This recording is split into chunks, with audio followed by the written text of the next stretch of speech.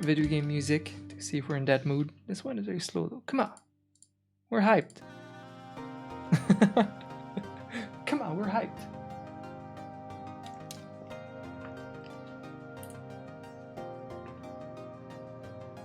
What are we up to?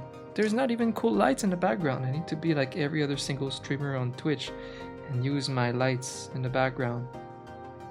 I remember the days where I was like one of 10 streamers with this effect in my background.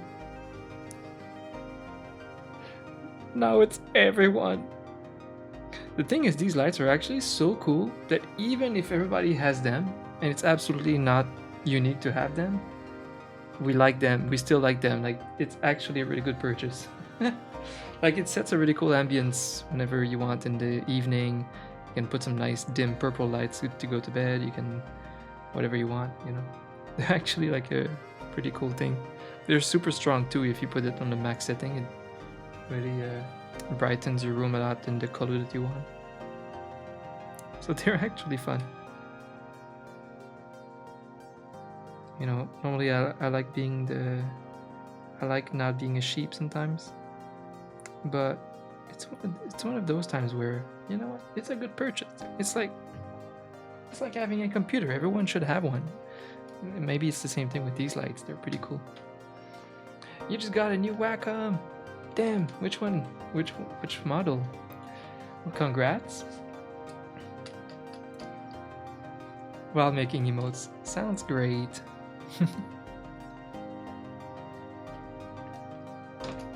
No, I don't know. I don't really know which model is that, but I will assume it's about like 13-inch. Mine is small too. Mine is ancient. Look at this tablet. That's like a 15 years old model of Wacom in 203. I'm about to change it whenever I find finally like a model that I want. Like, I want like a nice tablet and I have the budget for it, but it's been a constant topic on this channel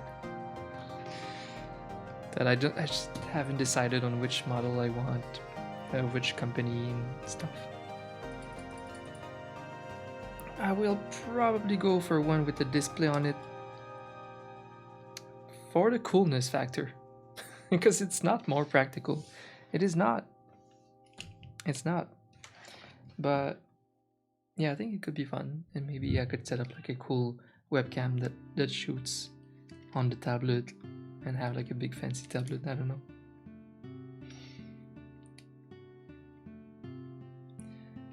Yeah, I'm used to just looking at my computer to draw with the chat and everything. It's my setup. It's gonna be a weird dynamic to go to like from that to looking down, breaking my neck and drawing. I don't know. Looking down and draw directly. Whoa, that's gonna be so different.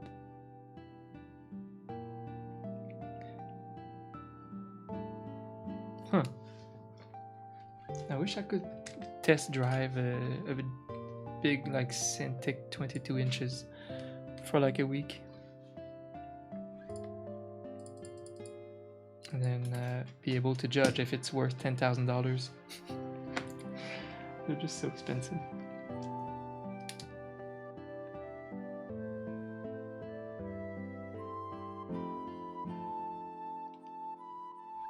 So you buy a baby tablet. Yeah, I think that's smart. And it's, you know, I think it's smart too. That's what I recommend usually to start, is buy one of the cheaper models of Wacom. Now when it comes to like buying like a big top tablet, I feel like for those models Wacom is too expensive. Like, it's like way too expensive, that I don't think it's worth that much money. So for those models I generally try to recommend like XP Pen or Huion. But for the small models, either the new version of that, the Intuos Pro, or the like beginners type of tablets, because they use the same technology. So you have like a really good tech when you buy like these cheaper Wacoms. So I think you did great there. If you're starting digital art, it's still worth it to go for just a cheaper model of Wacom. Those are made to be a lot more accessible. Exactly. Those are made more, they're more budget.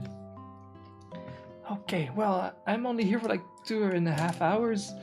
What are we doing? I think we're gonna finish the little soft pastel raccoon ones.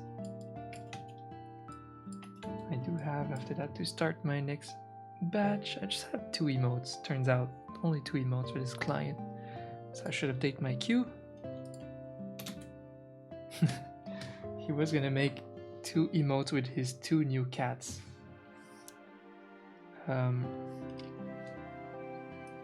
My next client is Blastoise actually. Blastoise, and we have these 2 mascots, the little Blastoise and Squirtle, and we love them. Made some of my best work here. This one. I mean, like, just fun recent work that they like. They've been liking them a lot.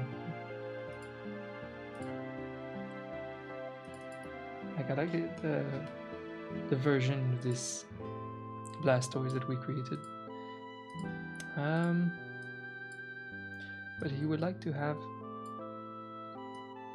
Well, he wanted like 2 emotes with his 2 new cats, but I saw the picture and I was like, are they both identical and black?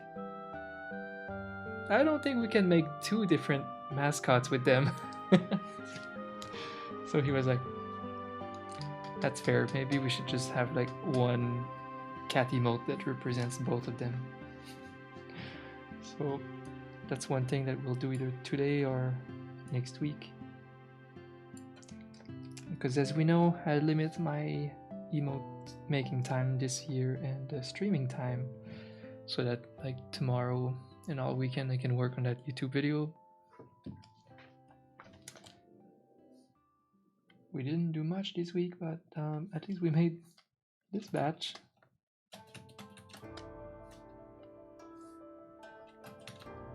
The chair one. Yeah, the chair chan. I called it chair chan. He wanted to have a unique chair emote. Hi Kevin, how are you doing today? A unique chair emote. I'm like, it's hard to make something unique with a chair emote.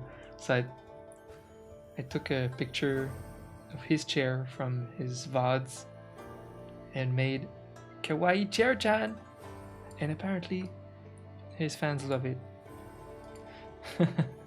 So when he, I don't know, runs to the bathroom or something, and people see the chair and they just spam the chair-chan emote. Doing well? Yay!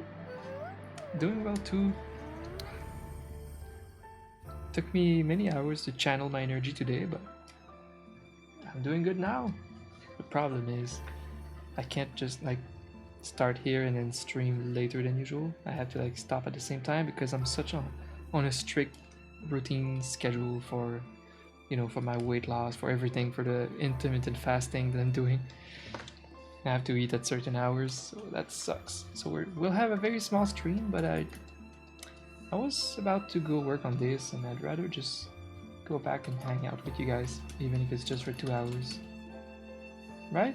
Let's do it. Glad you're doing well. Happy Thursday. It's Thursday, right? It's Thursday. Yeah.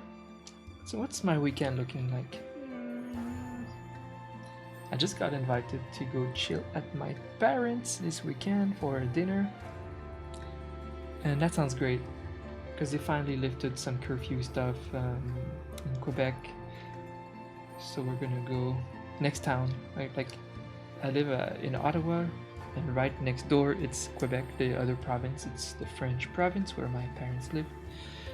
And yeah, we can finally legally have barbecue together. We have a lot of restrictions in Canada right now with COVID, even though we're getting vaccinated. So, barbecue time!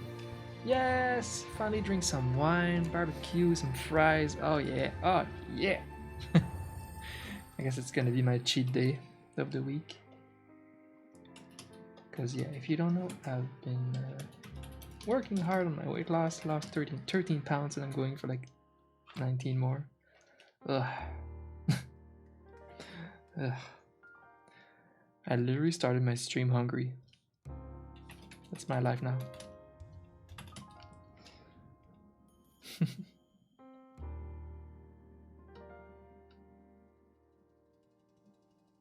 Completely gave up on the restrictions. Yeah, that's what I heard. Everybody that wanted the vaccine got it. Now it's just, fuck it. Let's, no more mask. No more mask. It's back to normal.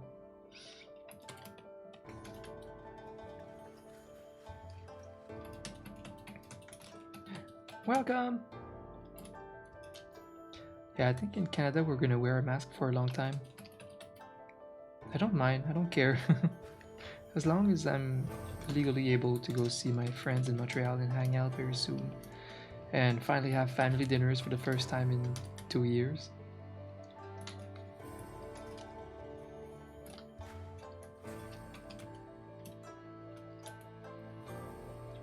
So yeah, they finally lifted that restriction of outdoor gathering here. So that means I'm gonna be able to go see my family very soon. But I'm seeing my parents this weekend, so that's already a great thing. I'm gonna give my dad's laptop back to my dad. I formatted it. My dad's a boomer, in the 70s. So you leave a boomer with a computer for too long, it's gonna be becoming so slow, full of viruses, full of weird extensions, apps. Whenever I go to see my dad, he wants me to help him with the laptop because it's just unbearably slow. So I'm like, okay, I'm gonna run a little, I don't know, bleach bit, which is the new sea cleaner.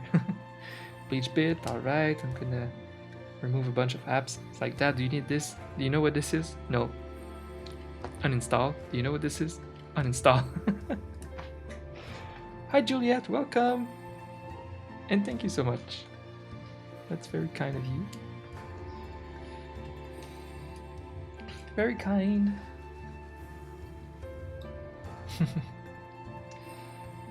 Yeah, it's very funny. Thing is, even though my dad's laptop is like 3-4 years old, it was still a pretty strong laptop when we got it, so I'm like, it can't be that slow. So I brought it home to, you know, do a big like disk cleanup, a bunch of things. And before I did that, I was like, nah, we need to format this shit. It's gonna be so much better. Because he was on Windows 8 and then did the thing where you upgrade Windows 8 to 10. That by default is a bad thing compared to just a fresh Windows 10 install. So for many reasons, I just texted my dad, do you have anything important that's not backed up or clouded?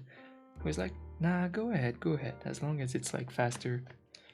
Now it runs so smooth, so well after the fresh Windows 10 install. He's gonna be a happy boomer.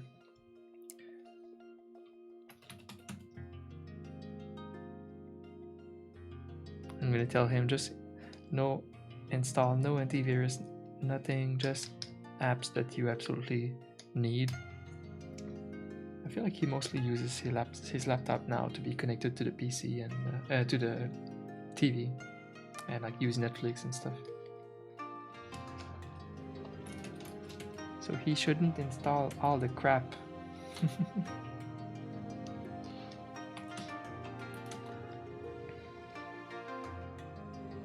Your dad, without fail, clicks on the ad links when he Googles something. Oh, that's great.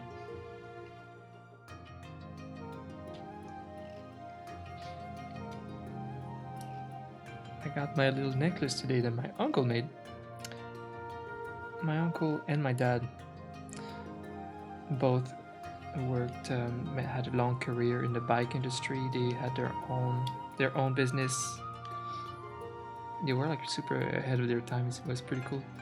But since they both retired, they both had the same passion of wood, they, but differently. My dad is like carving a lot, making like sculptures, and my uncle makes like insanely artistic bowls and things like that. And he made these. He was making these necklaces, and I was like, "Wow, this is so cool!" I have one of them.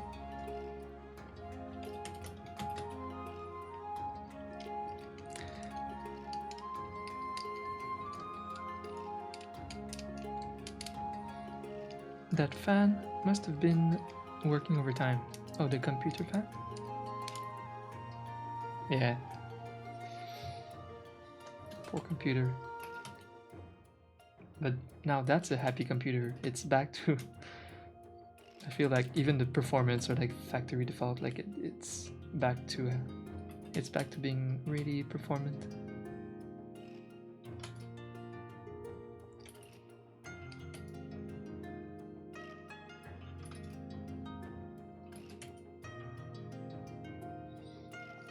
Other than that, this weekend I have my weekly Divinity Original Sin 2, what a title, game that I play with Crystal, her brother, and our mod Pixel. It's been really enjoyable. What a ride. What a good game to play with friends.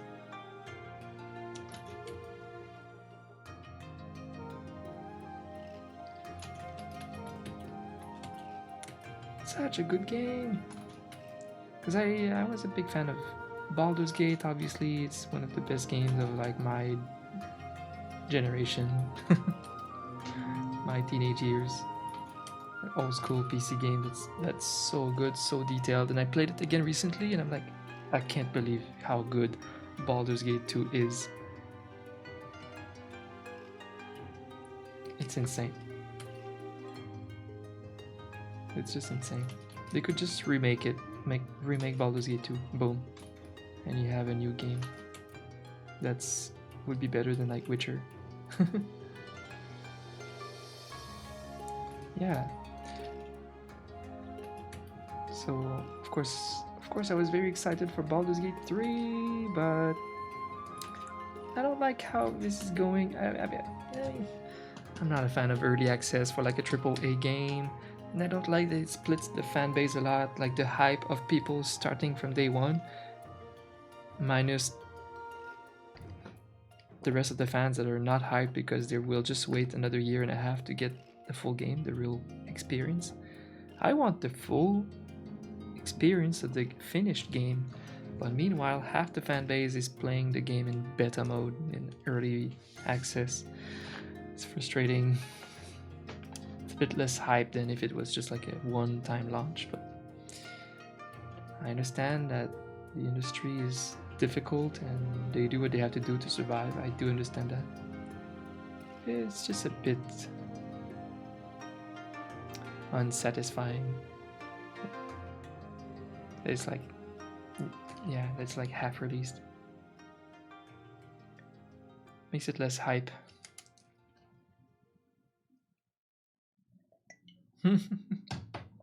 Exactly. Like, I'm the biggest fan, and I have not even looked at it. I'm like absolutely completely ignoring it. And when it's out, I'll be playing it for sure. I'll probably be streaming it too. I mean, I'm a big fan of Baldur's Gate. So that's a crazy thing. This year or last year, I don't know anymore. Time passes, and it's been a weird year for me. Hi Quinks, welcome.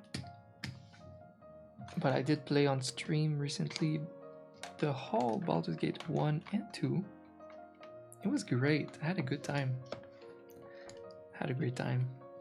It was so nostalgic. And the games, they still aged well. And I'm very satisfied with the Steam version, like the enhanced editions. Because these games are so old, it would be like 600 pixels by 600, like this on your screen. But like if you emulate them or whatever. But they did good with the enhanced editions because you're able to to zoom in, and I don't know, it's well made. They added some content too.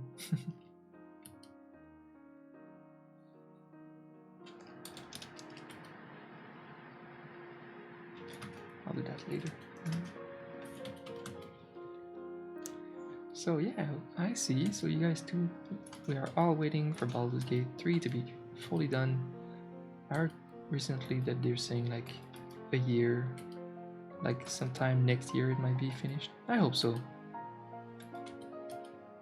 I would hate that it's like a 4-year process, like people gradually playing the game as they release chapters, while the rest of us are just sitting there waiting for the full product. That is awkward.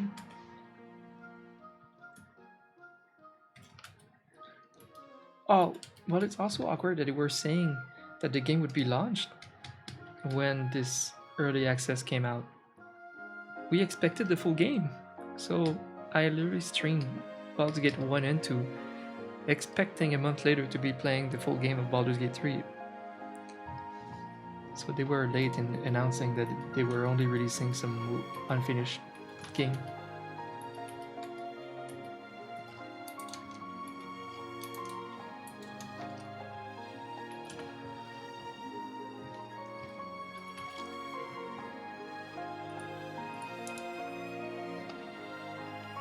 Mm-hmm.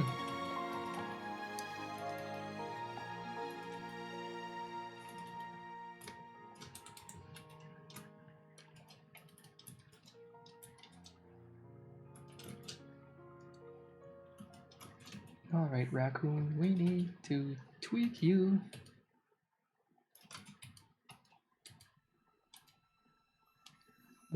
You hear that, son? We need to make you prettier.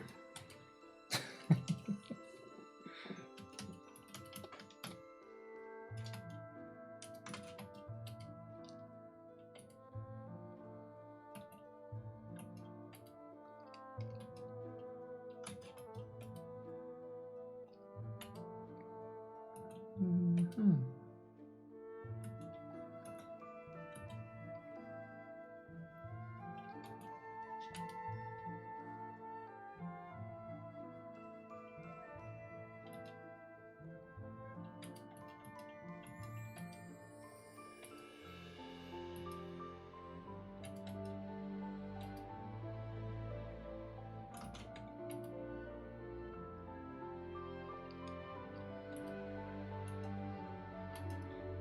Big part of me would love to have like a day per week eventually where I play retro games.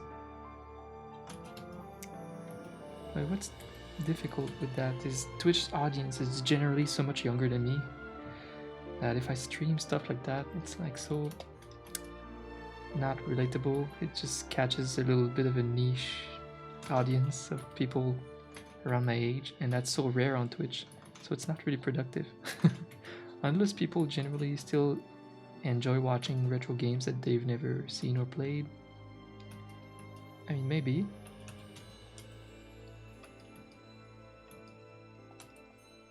But I get this special feeling when I play retro games.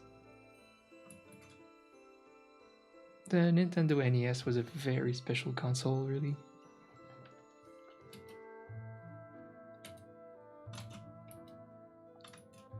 The games were like so unmoderated, like anyone could develop games.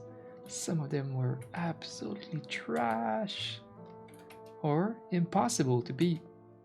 It was so hit or miss, it was awesome.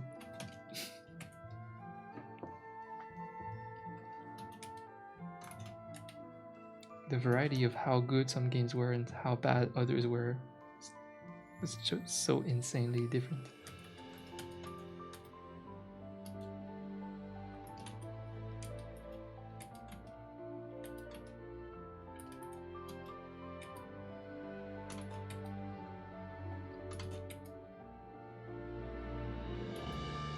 I'm a big fan of the YouTuber, I mean that's old content, but the Angry Video Game Nerd series.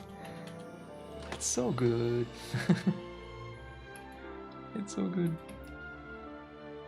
He's in this angry character nerd, and he reviews shitty retro games, shitty NES games, or shitty consoles. It's so good.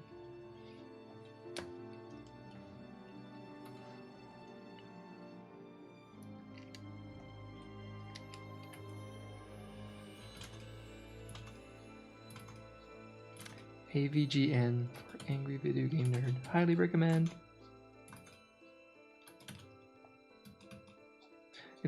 It's also like a good lesson of the history of games. Really, he goes pretty deep.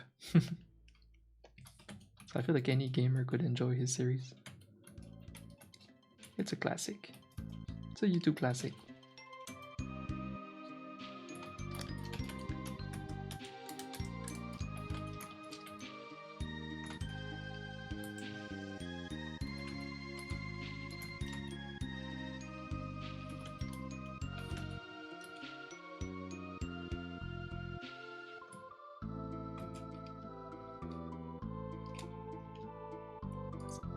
What is this from?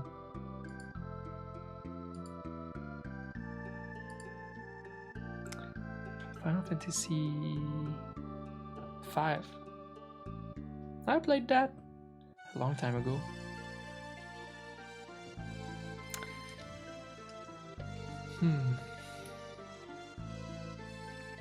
The only Final Fantasy I still haven't played is 9. And I know that 9 is a beloved title. So it's really awkward that I'm this big Final Fantasy fan and I've never played 9. And I own it, I have it. Someone gave it to me.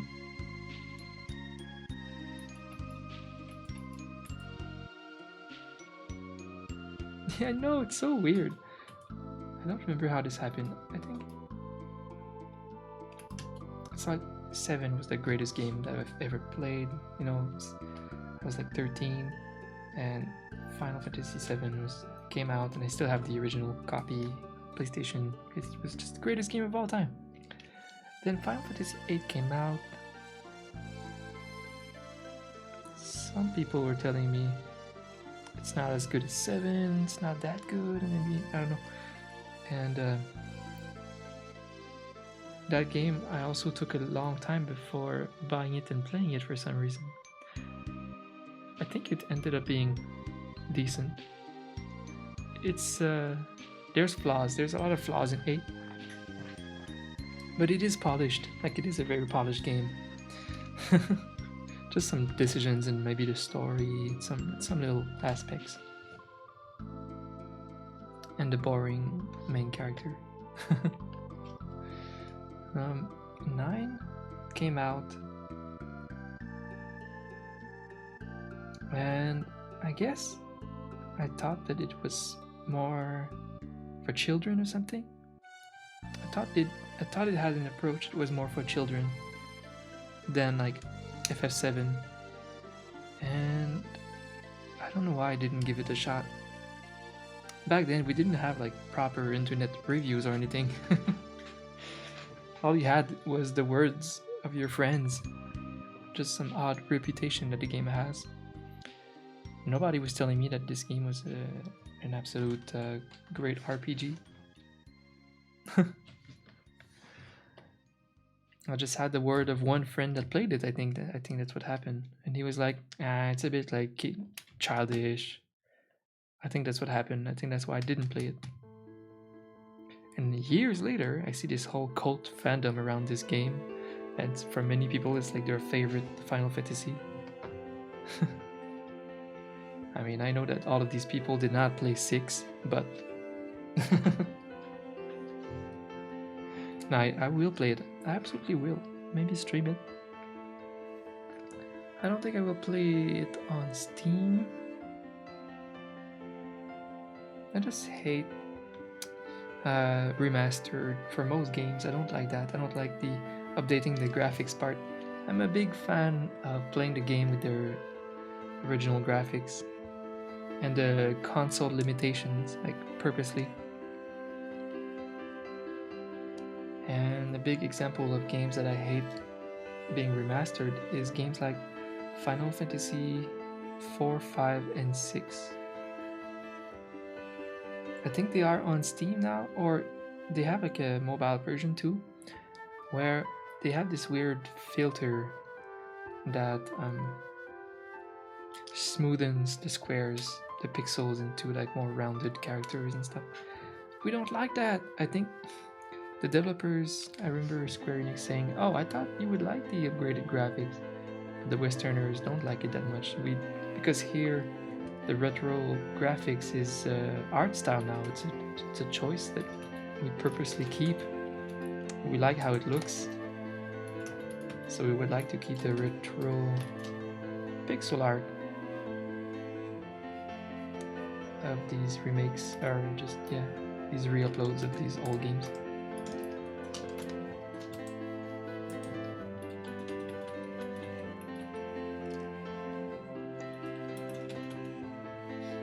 Good, welcome back, Spaghetti.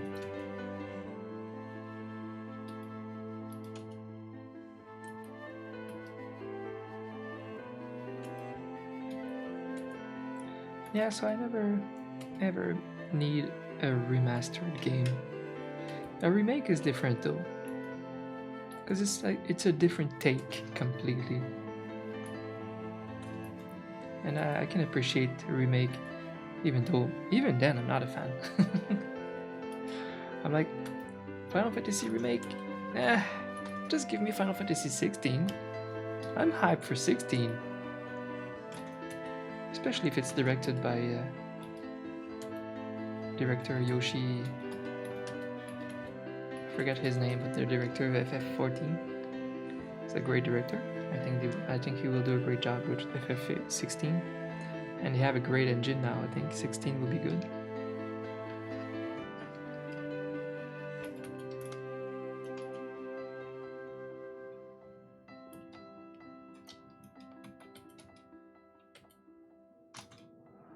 Yeah, FF7 remake was decent. That's it. The original was better. It was decent. I don't know. I'm fine with it. I'm super fine with it. But I would prefer newer games instead of remakes, like Resident Evil and see, Resident Evil 8 and 7 were so much better than the remakes. But I know what they're doing. They have the main team working on these titles that take 2 years to upload, and every other year then you get the other team, I guess, releasing a remake, and I guess this way I have more content, and I can appreciate that. Yeah, not a big fan of remakes though. Yeah, that's about it. Thank you, Spaghetti.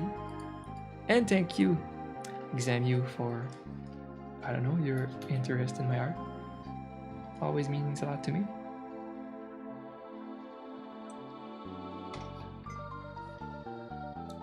Yeah. It's always hard for me to accept new clients, and even worse this year because I'm like working a bit less on emotes than usual in favor of growing YouTube channel.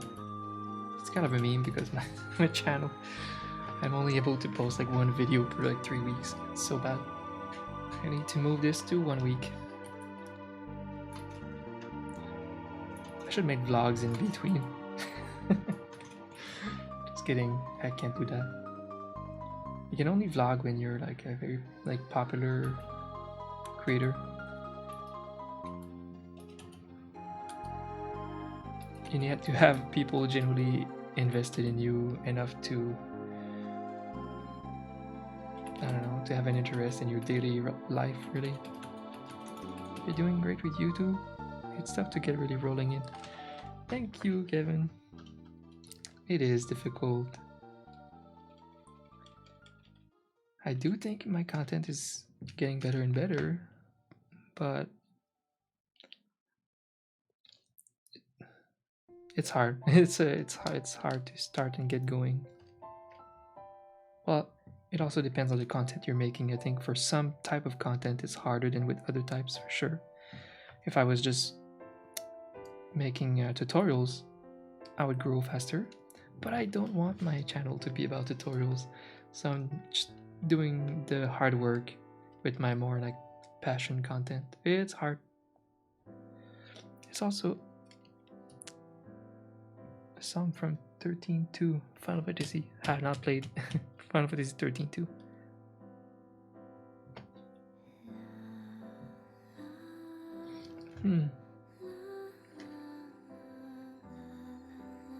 Yeah, vlog requests for like whenever I'll be a bigger YouTuber.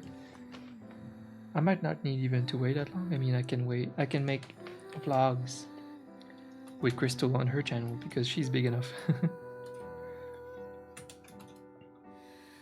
We might start doing that sometimes. Especially when we'll travel. We might like travel vlog a little bit. And when we shoot her dance videos, we can also like make a little vlog about it. But yeah, my content is so difficult, the coffee time doodles, because what is it about? It's like two different types of videos in one. So which type of audience am I trying to pull? I'm still asking myself that. People that like a good topic, a good discussion, or people that like art, time lapses. Yeah. It's so awkward. I do find it being an interesting type of content because some people like these game topics, these discussions like mini podcasts, and some other people are somehow able to just enjoy a video about some cool artwork being time lapsed.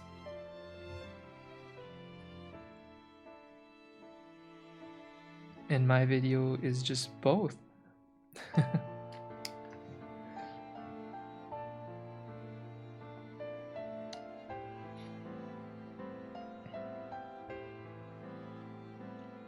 Yeah, I would make behind the scenes for like my more like later big content eventually.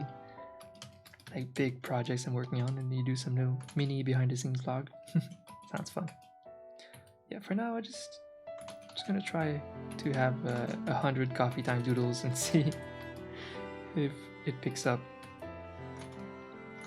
What I like about it is this series could become anything that I want.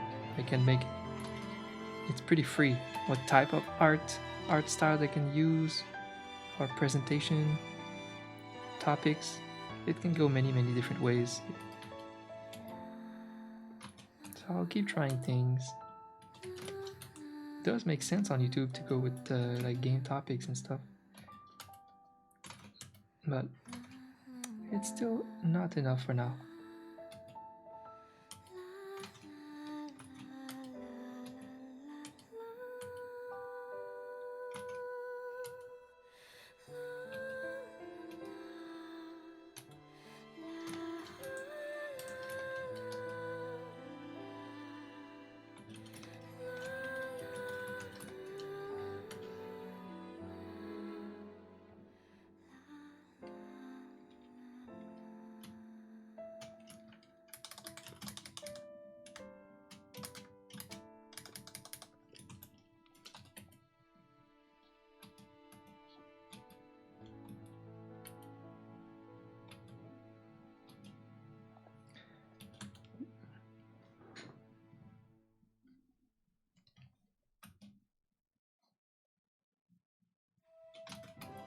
Pixel thought about the YouTube channel?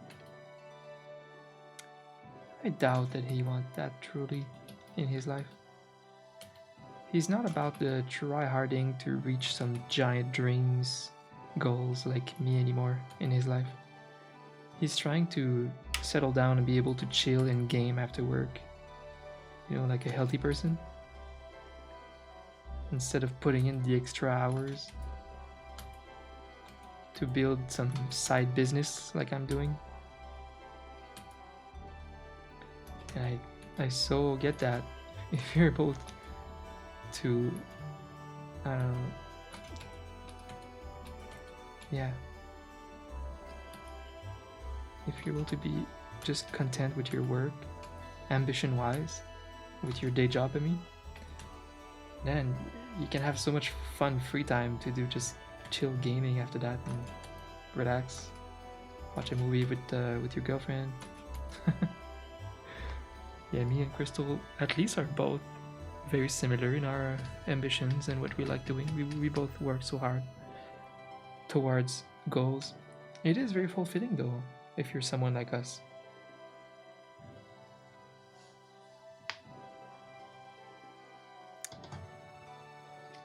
It is fulfilling.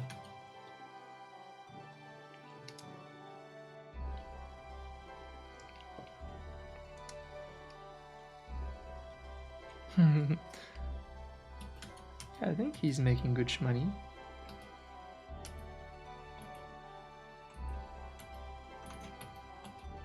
About the same as his previous job, I think.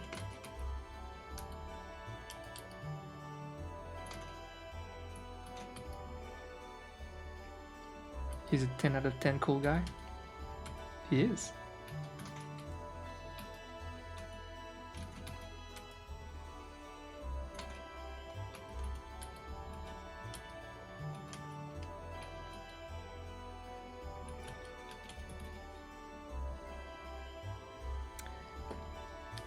I kind of wish I recorded some content of our games of Divinity. Could have been so entertaining. I love the dynamic of our characters too. Me and Pixel both play like it's a 4-player thing. Crystal plays a bit of like a little kind of thief, sneaky thief type of character. Her brother plays a supporty, like he plays his character so good. It's like a supporty type of little techie dwarf. It's so funny. He has all of these abilities that change the whole map around, that changes the whole fight around. He can like teleport people in the lava, teleport you into a place that you would like to be in the battle. He's just like in the back, like setuping crazy things. And me and Pixel are like the tanks. But I'm a mage tank, so I'm like a giant damage dealer of the team, but also tanky, like a super broken character basically. And Pixel is playing a very broken melee tank build. So it's always me and Pixel walking in. Let's go. It's so great. We have a great time. It would have been fun, I know. But it's good sometimes, I think, to have some, especially for me and Crystal, it's good to have moments where we game not for content. I think it's healthy. Because you, at some point, when you're a content creator, everything becomes content. Everything. You start feeling like everything that you're doing that's not for content should be for content, because you're missing out on an opportunity to put out content. You start feeling like that a lot. So it's good to almost forcefully set up moments that are just offline, no matter how entertaining they could be. So our little like Saturday date for just chilling with friends and brother, I think is important to keep. Same with my Dungeons & Dragons, with my other real life friends. It should stay behind the scene, even if it's really entertaining, technically.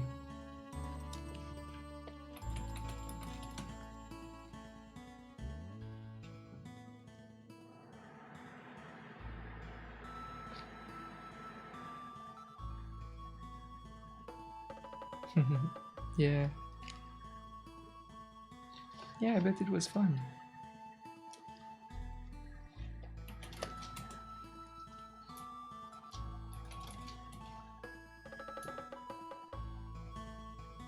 I've been really picky with this character. Just, I really want to nail the ratios, every line. I can see when it's not perfectly right.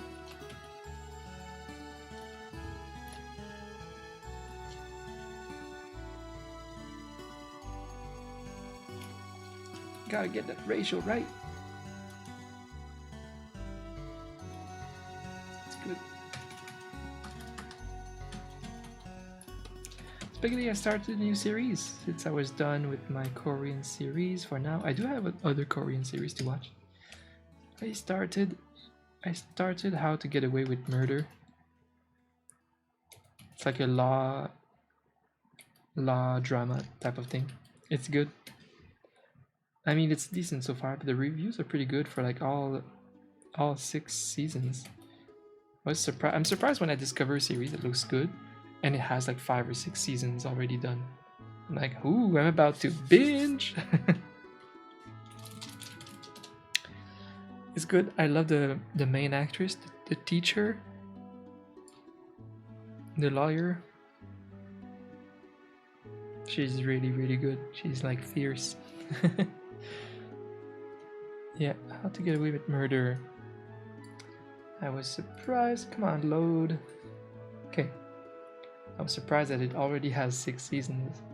That's great. With great reviews too. So I love it when I find a new series to watch that has tons of seasons, tons of content. Because then, like I said the other day, it's easy to just, you have dinner ready, you come to eat at your desk as usual, and you have something to just click play on that you already know, that you already invested in this series. That's what's so fun about series. Instead of like sitting down and like, what am I gonna watch tonight, and try to find a movie I haven't watched yet that is good. So it's a fun feeling to be like addicted to a new series that's ready to go.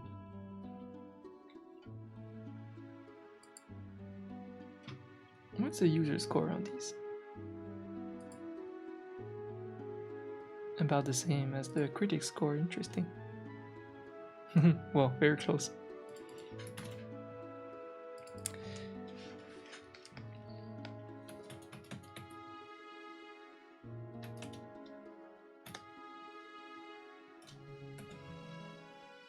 Cute.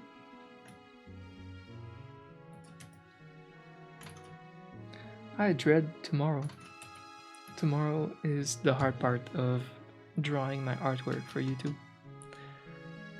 This is how much difficult it is to take these giant leaps and try to improve so much every artwork. And try to not make like a shitty artwork that I won't be satisfied with.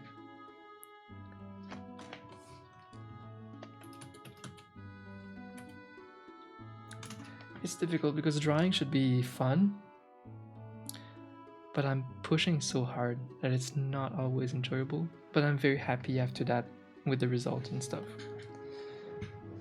I'm happy when I put out that video, but it's hard work. It's hard training.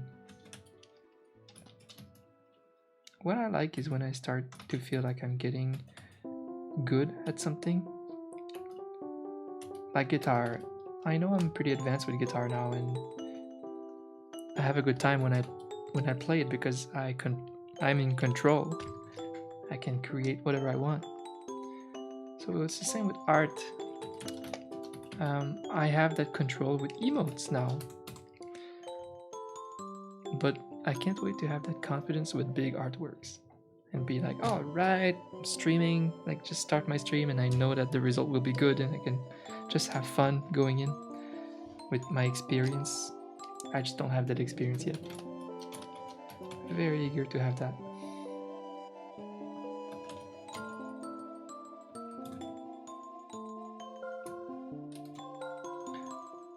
But I know it's me who puts all this pressure on myself the most. Nobody would care if my art would be a little bit more beginner on some of my artworks on YouTube. There's a lot of big YouTubers, artists that are kind of average. they're just not at the top level yet. They're just kind of on their way slowly, which is awesome that you can have a following that just follows you through a process of learning. That's how I should probably see it myself.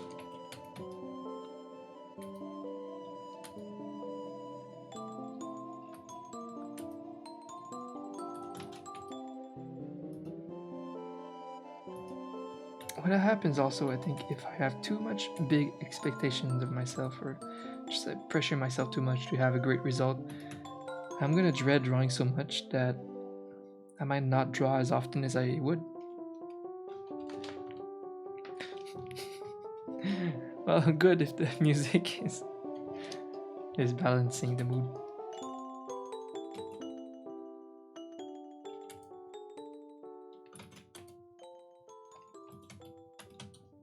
I need more coffee. Etchy? I used to call Etchy to get me coffee. That's why we made the emote Etchy made. But he's a deserter now.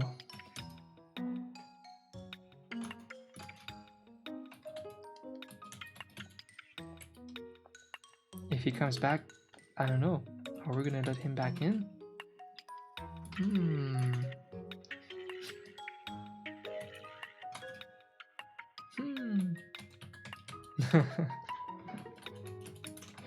He's a deserter. It's like in Berserk when Guts leaves Griffith.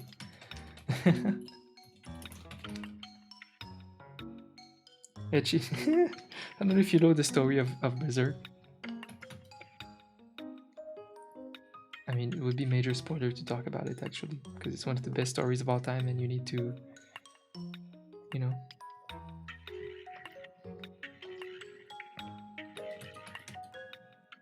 The worm game? Wait, what if the worm game is the moment that decided his fate and he never came back again?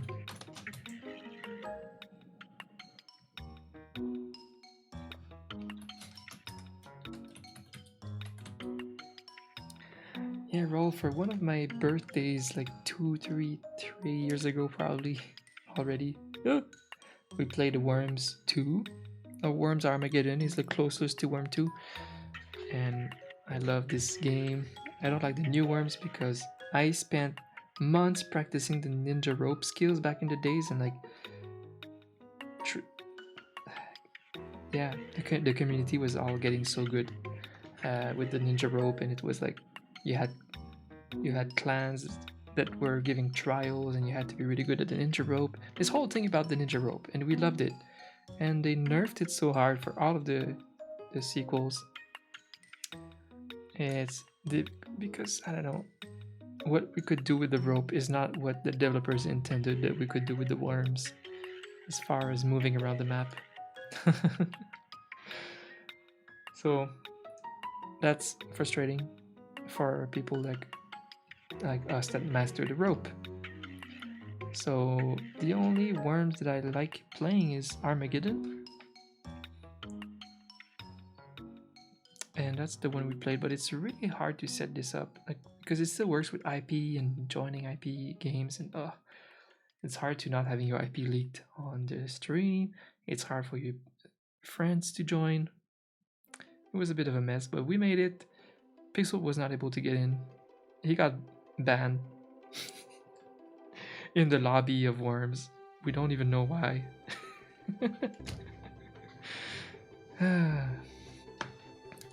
But yeah, I think Corey was there, Crystal, me, Etchy.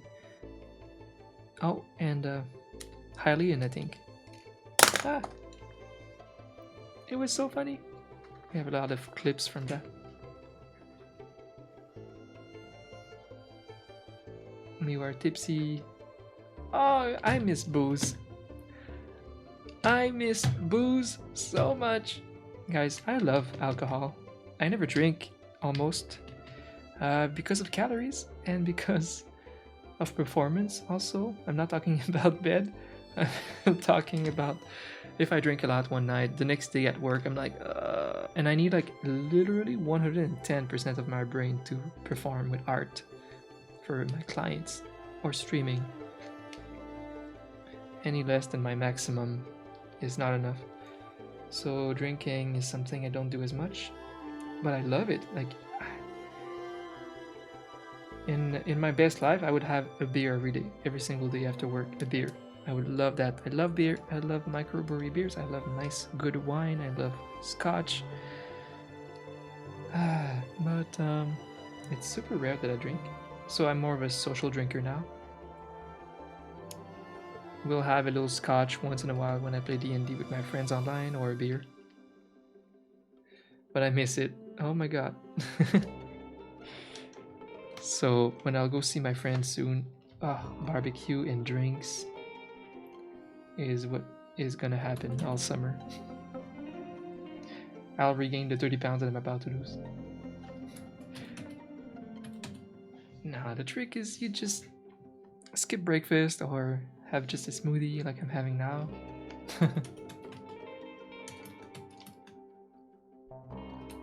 And then you cancel it with a great dinner.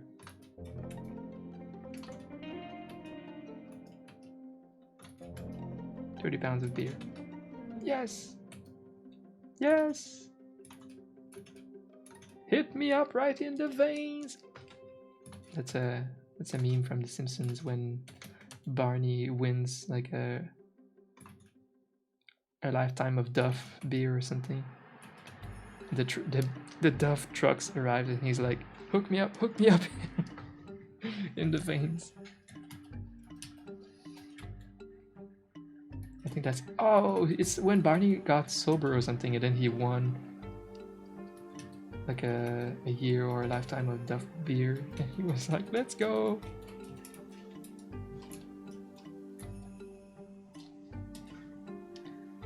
The Simpsons, huge part of my life and my childhood.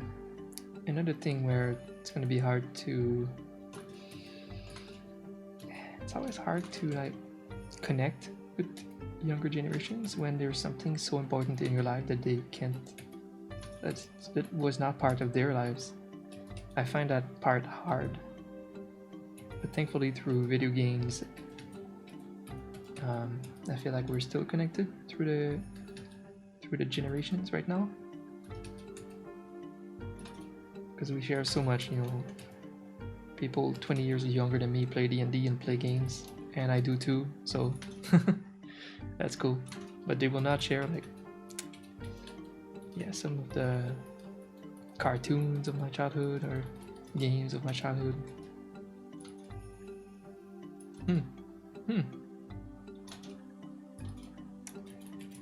Sometimes you wish you could just throw your old experience at them, your memories, because they are very cherishable memories.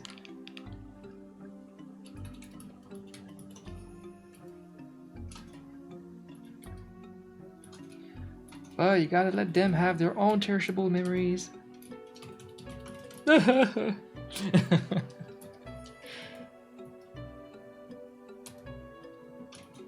Because there's this fun time in like middle school or whatever equivalent. I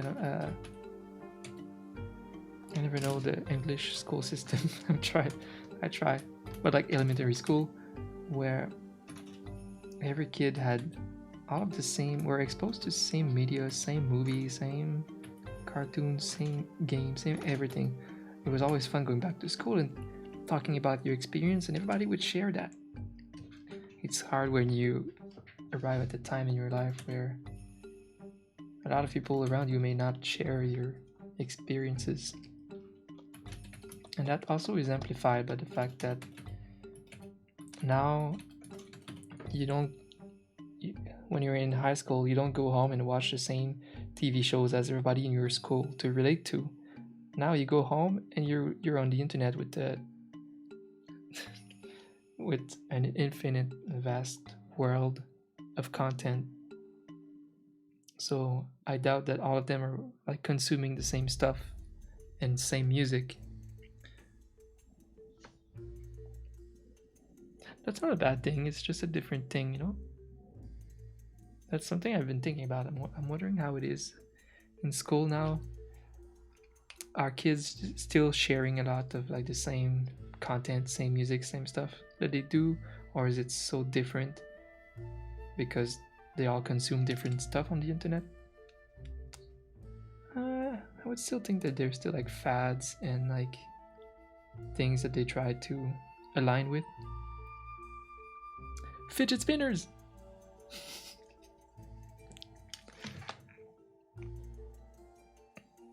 I have no idea what I'm eating for dinner. I actually have no idea either. I was gonna do my cheat day today with like ordering shawarma. Well, yesterday I had too much food for dinner. I'm so pissed about that because I tried. Sheesh. Yes, I tried to finish one of our healthy meals, but there was so much, and I tried to finish. I tried to do the good thing and finish it, but it was such a big portion.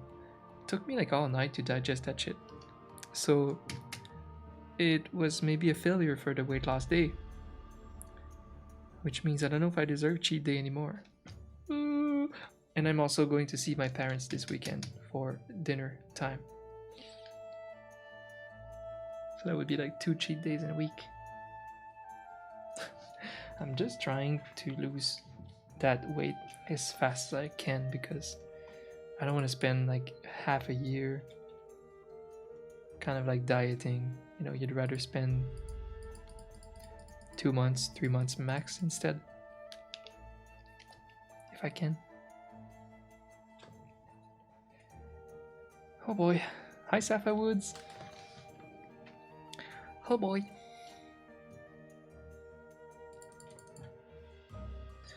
I don't know. I could order my shawarma today, maybe. As long as I have my smoothie for breakfast and I'm done eating at like 6 or 7 max. Boom. And then those are the 2 key factors for how I've been losing weight so fast. That little fasting period and just having like a minuscule breakfast. This way, even if you kind of eat a normal size / cheat dinner, you can get away with it and even losing weight. So it's been my thing. It's been my thing. I'm so hungry.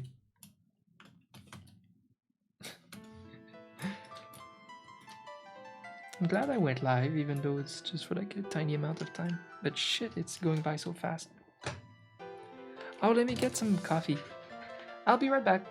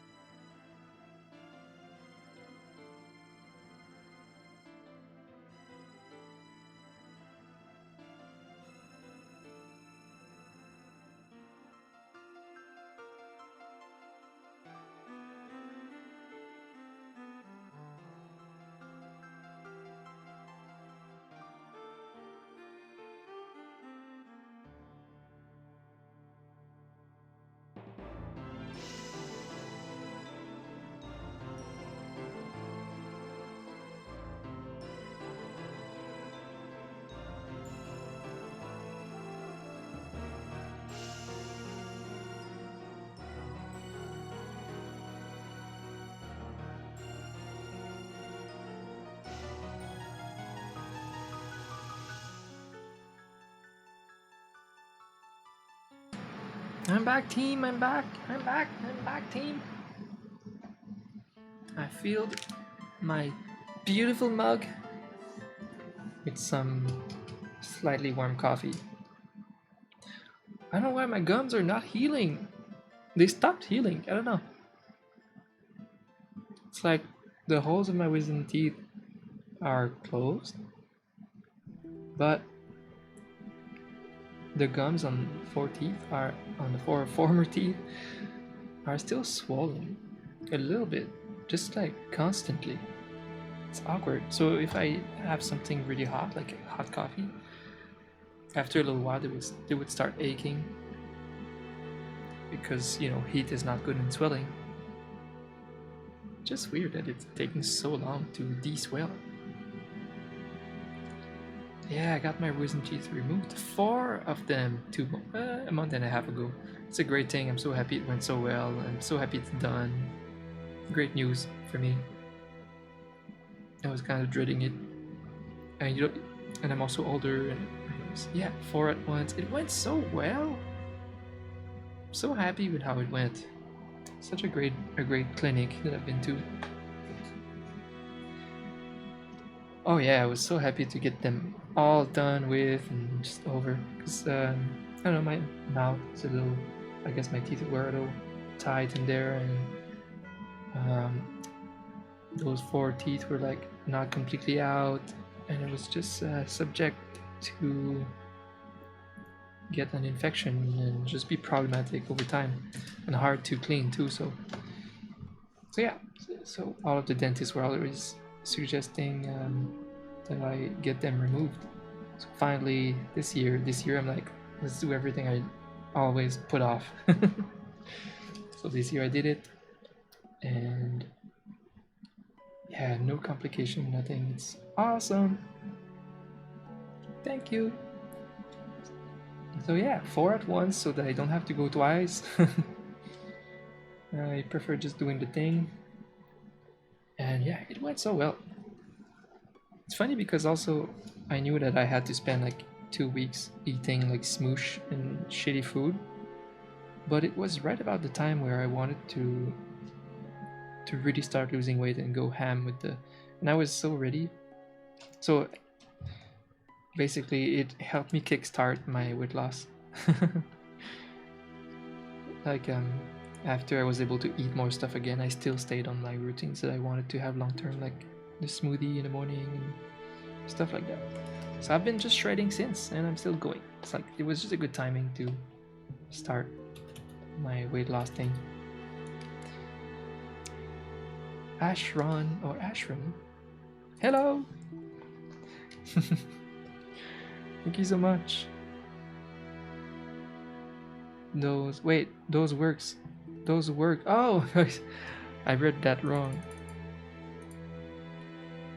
But it's still a compliment, so thank you. I've made some red pandas in the past. Yeah, they could actually work for red pandas. They could almost work for squirrels too if I could just fix the ear a little bit.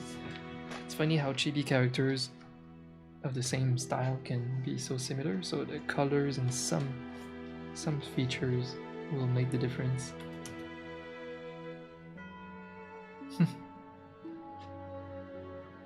Thank you, Safa. You removed your wisdom teeth one by one. Why? Because then you have to like spend the 2 weeks. Well, it's like you have to go get that shitty, annoying surgery multiple times, and then you need to go like survive the surgery and recover from it with shitty food for like 2 weeks every time you get a tooth out. So hey, having the option to just do all 4, it's so much easier because then you just do, they all heal. After 2 weeks, you can start eating stuff. And it's just over with forever.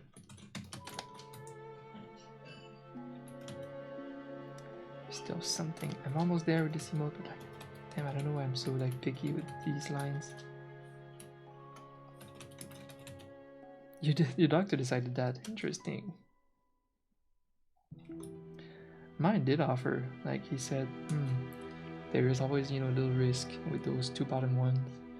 Since they are under the skin, they were close to the nerve, they were touching the nerve, and there's always a little risk of losing sensitivity in a portion of your mouth forever. Ta-ta-ta. So he did say that from the CBTC scan, it looks much better than he thought. That the roots are not glued, they're not like entangled with the nerve or anything. So it looks pretty good. So he said, it's you, if you want to take the risk, we could remove like all 3 today, and if you regain sensitivity successfully, you do the other one. So at least you know that for sure you will have sensitivity on one interview too, that you're not risking it all. So I was like, but you said that the scan looks pretty good, right? Better than you thought? He said, yeah, that looks pretty good, I'm pretty confident. I was like, that's all I need to hear. Get all 4 out of my face. I'm not coming back here.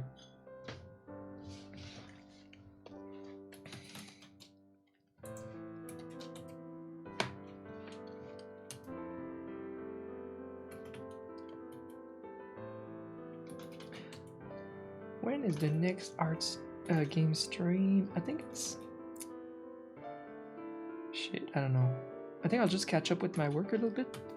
Like in the next week. I think in 2 weeks-ish. I would love to set up a few game streams and finish Bloodborne. The main game that we put off for years. I would love to go and finish Bloodborne. I'm a huge fan of these games. Huge fan. It's just the year that I was playing Bloodborne, I think I got caught with too much work at some point. That lasted me months of queue time. And then I guess new games come out and stuff, and I was never able to come back to Bloodborne. This year is a good time. Good time, I mean, there's not that many games I want to play. And I'm purposely not busy with emotes this year. So yeah, I could very much finish Bloodborne in 2 weeks. That would be great. Just in time, because this year we get another game from the same director, the Dark Souls guys. Thank you, Safa Woods.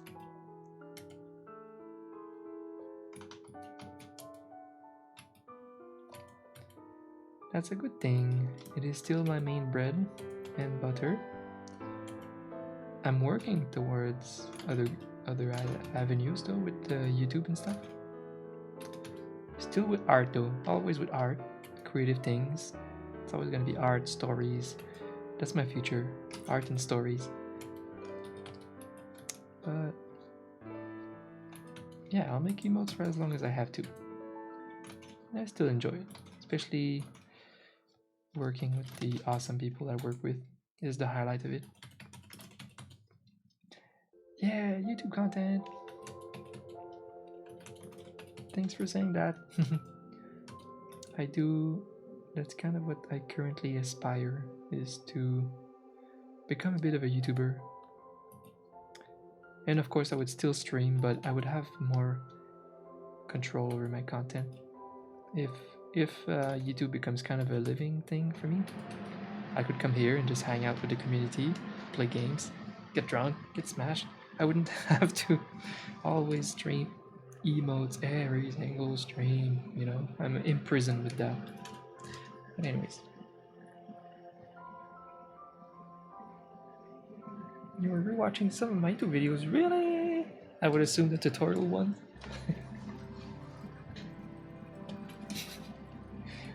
Every time people talk about my YouTube content, it's always my tutorials. It's stupid. I should be proud of my tutorials and make more. It's just that I want my other stuff to be popular too, one day.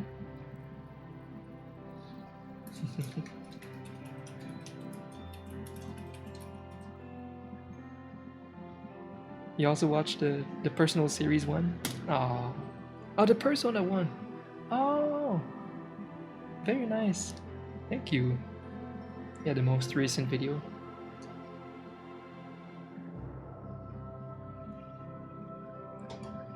I'm making the next one about Berserk, the manga.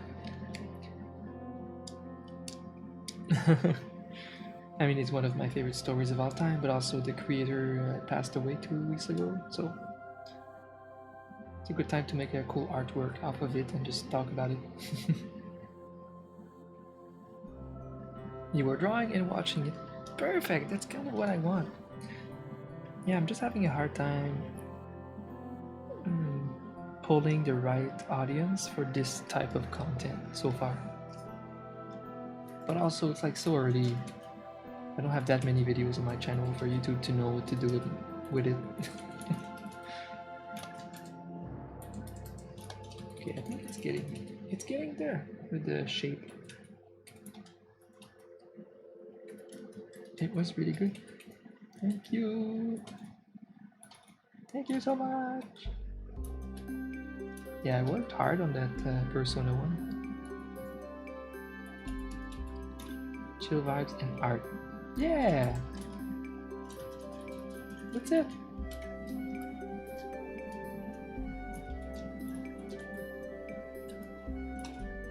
Like a chill discussion with like, I don't know, stories.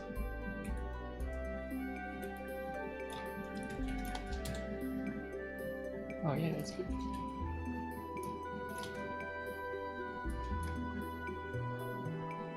There.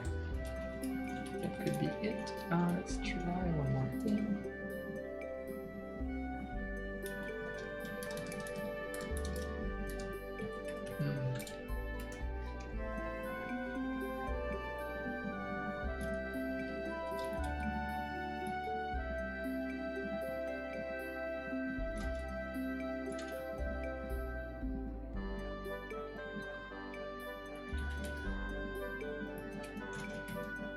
I'm almost pretty set on ordering shawarma today. I think that shawarma... Yeah, yeah. It might be shawarma. I live in like shawarma land here in this region of Ottawa. There's so many Middle Eastern food. And it's pretty cheap too. It's like cheap and great. Yeah, we have a lot of like Middle Eastern immigrants in this area of Ottawa, and a lot of nice food and restaurants. Yeah, it's great. You're Syrian. Poggers. Nice.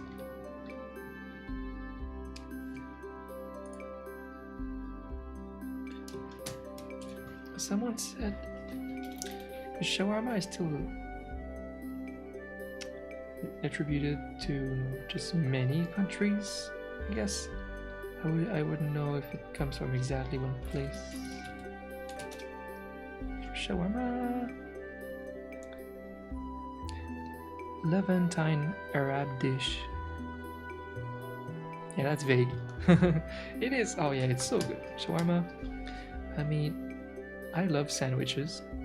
I'm a big sandwich guy of all cultures. You know, burrito, any sandwich, any. I don't know why I love it so much. And shawarma is just so good. Shawarma is so good.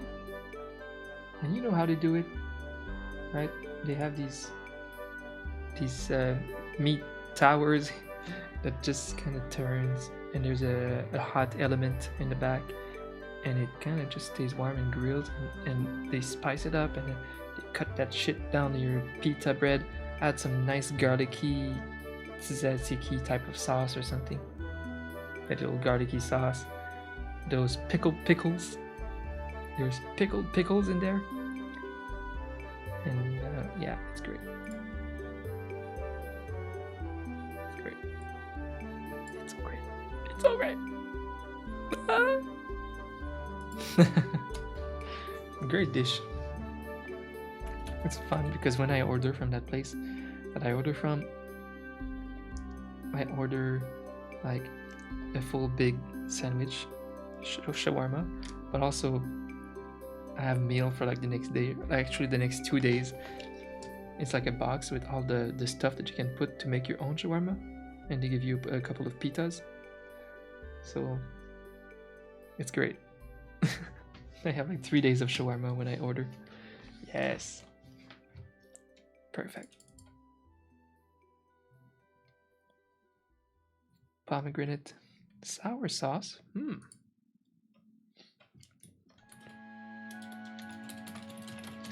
Sour sauce.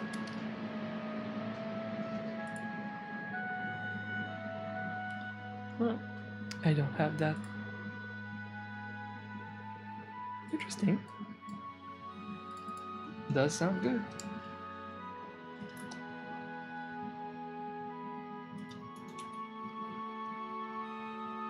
Let's see, face looking like this or more sideways. I think maybe sideways.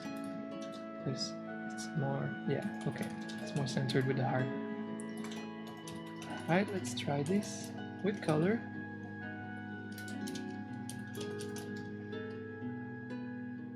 Can we make one emote today? Basically, I started so late. Ugh. And as I said, I sadly can't stream too late. I'm gonna have to order the food during the stream. I won't eat during the stream, sadly. I don't like publicly eating that much for some reason. I'm not like Pokemon. Just going to restaurants and streaming myself eat stuff. I would do it in the context of a vlog, I think, like Crystal, but like live streaming, oof.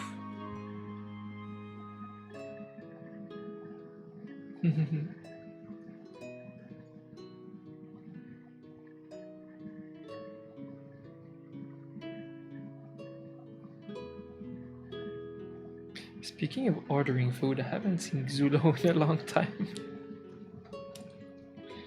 Where's Xulo? He used to come here all the time.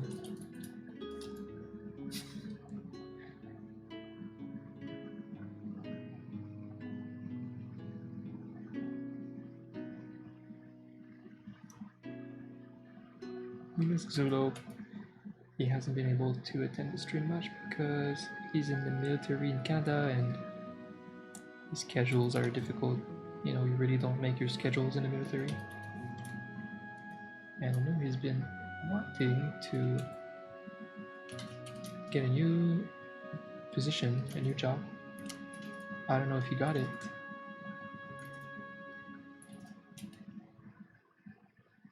He is.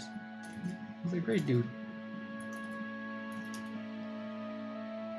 So hopefully comes back around soon. Hopefully he gets the position he wanted in the military.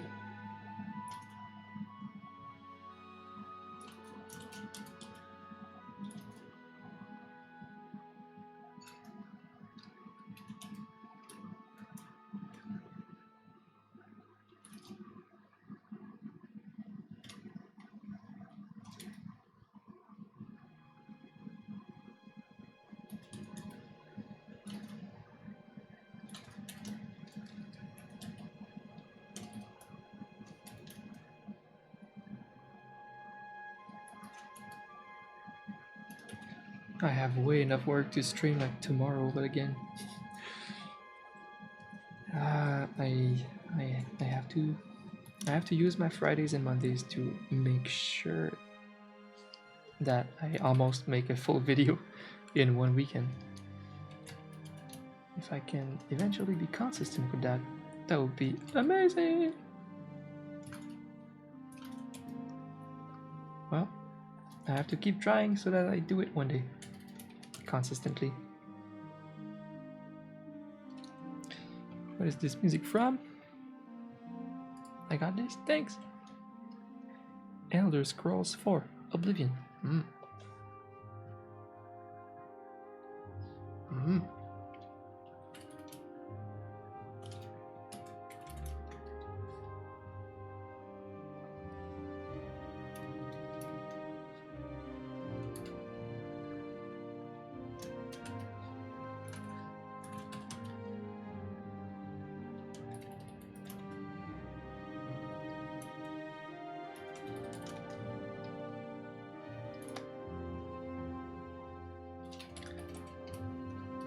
the little pinkish color here of the heart. I'm wondering if I should use the same for that big heart.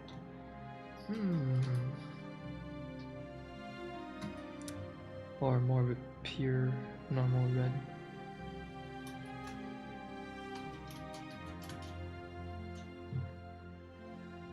That color really pops in an interesting way. We'll try both, I guess, when it comes down to putting it in the chat size.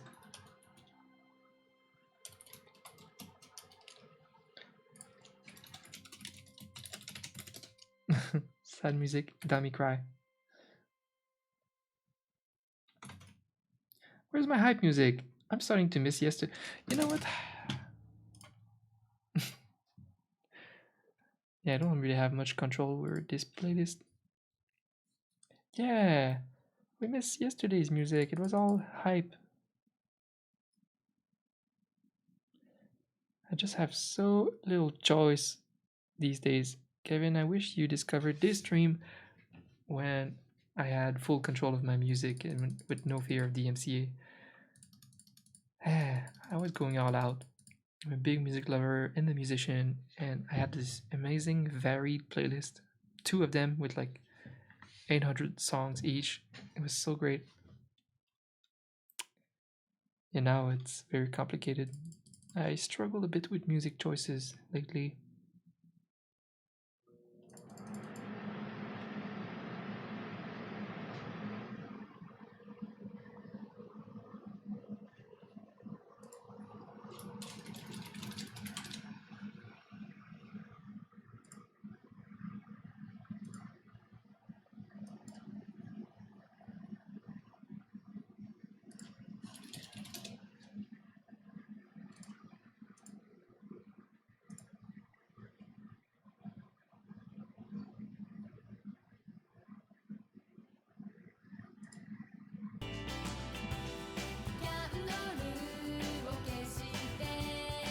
Continuing where we left off yesterday with the happy vibes.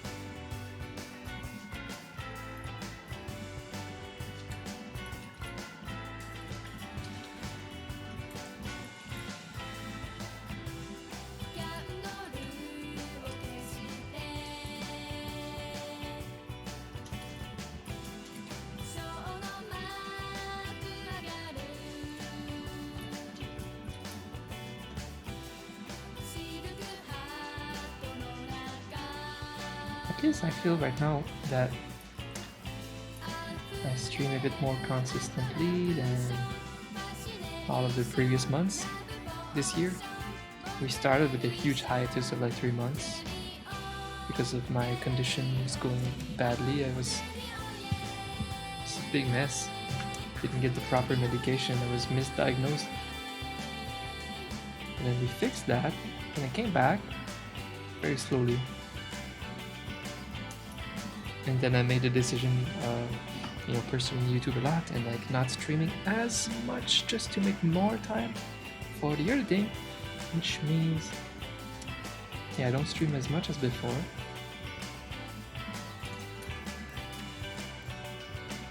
But I've been really enjoying the streams, the art streams lately. Hey, it's because of you.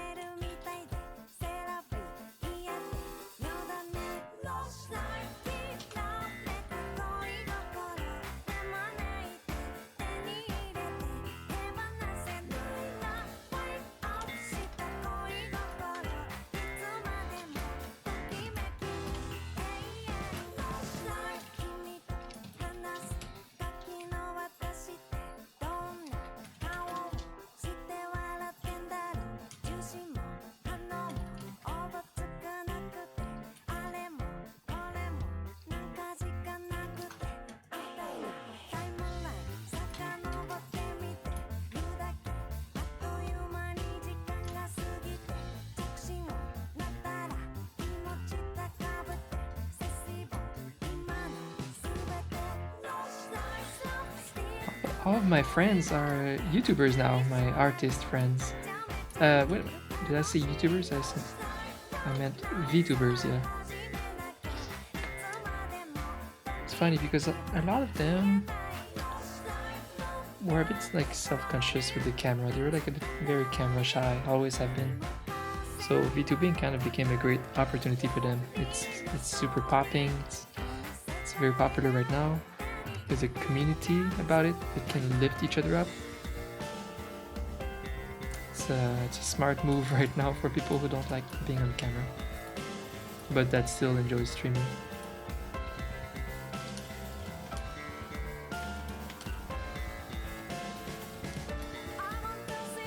But it's not for me, which sucks because I would probably gain a little bit. Like it's good to be part of a movement, to grow a little bit in the community.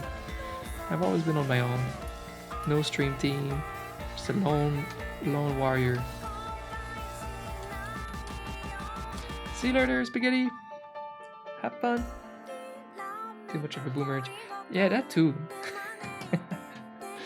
I mean, no, I also have this thing where I'm all about maximum authenticity. I would never not be 100 in a million percent, 100 in a million percent myself out there, anywhere.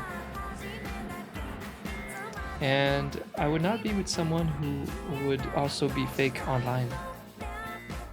Crystal may be more entertaining when she streams, but she reflects her real values and stuff like that. Like she's very true, very genuine online and on stream. That I need that.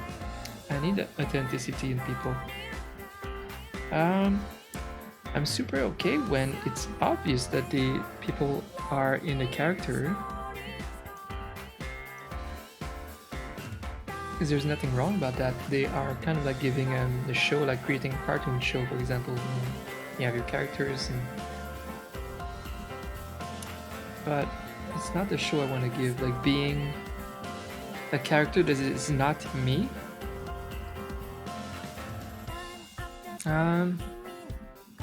I would get tired of that fast if I was in character. But then you have these other types of VTubers, like my friends, who are just kind of camera shy and they just need an avatar. So they are being themselves with an avatar. I couldn't do that for the authenticity reason too. You know? It's also because the way I like Twitch personally. I like Twitch for feeling like it's a hangout place for me and my friends. So when I go see my best streamer friends stream, I like feeling like I'm chilling with them. we're all in the same room on the same couch playing video games. That's what I want people to feel too when watching the stream. That's why I like having a real background instead of a green screen for the exact same reason. I did have a green screen for a time in the past. Now it's like, here's my room. We're just chilling in my room. With my dad's laptop that I formatted this weekend. Yeah. After trying a lot of things, now I just like being my true self on Twitch, absolutely 100% me, and with my background, my room. Yeah. Then it's the same way is IRL as on stream. That's good to hear. That's important. I saw both sides of the coins, working with people. I saw some people that were very fake online, and some people who were absolutely genuine on and offline. I like that. I like that the most.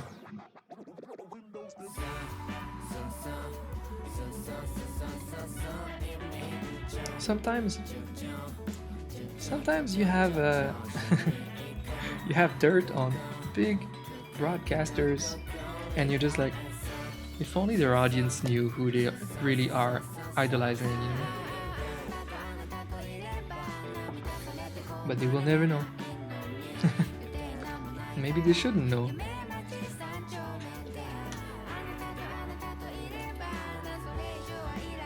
There are some very shitty people, unfortunately, that are very successful as content creators on both Twitch and YouTube and anywhere.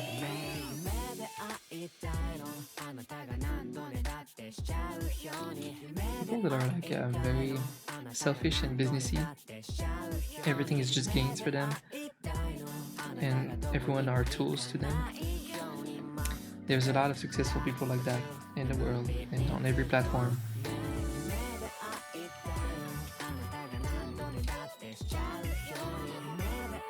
And they know exactly what to say, what to do about their audience so that to get them, but they really don't care about their audience.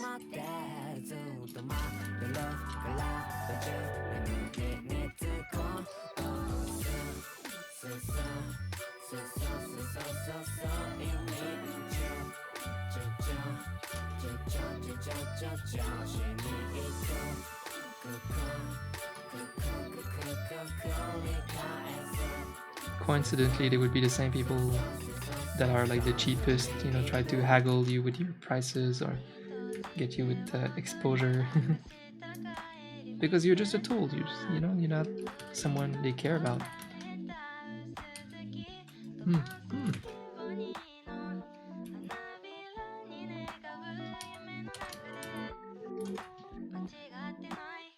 And sometimes these people are some of the biggest people on the platform, that are the most idolized on the platform.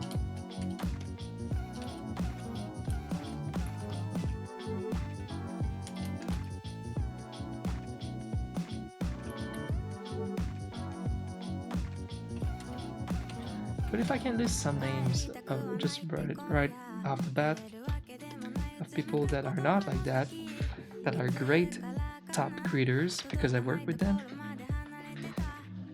Valkyrie is one of the best for how big she is.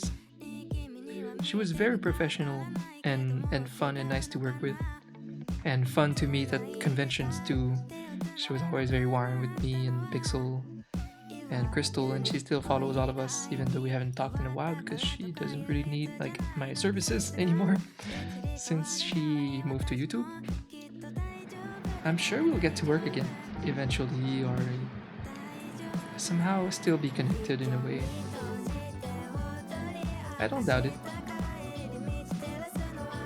But yeah, we stand Valkyrie. We do, absolutely. So for having worked behind the scenes for years with Valkyrie, I stand. She's wonderful and extremely talented and has insane work ethics, and that's why she got where she is. I always compare Crystal to Valkyrie. I always did. Since Crystal was it before even in it being affiliate. I saw it in her that she had like that skill set,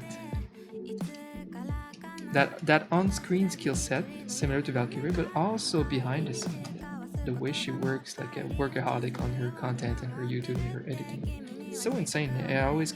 And now she is growing like as fast as Valkyrie was growing, like throughout the years. So I wouldn't be surprised if Crystal in like 2 years from now she's kind of a big deal, because she's already kind of a big deal. That's really cool. That's another topic though, but I really find it super interesting. What kind of a skill set and work ethics that you need to find success on Twitch from scratch. It's a very interesting topic in itself.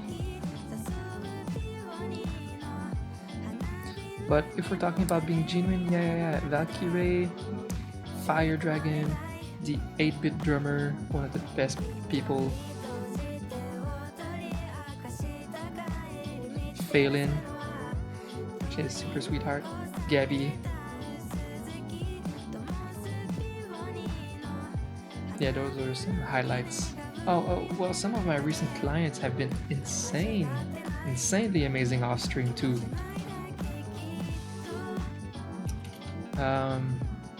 Ice Toki, she's definitely one of my new, like, fantastic new streamer friends on and off stream. Hafu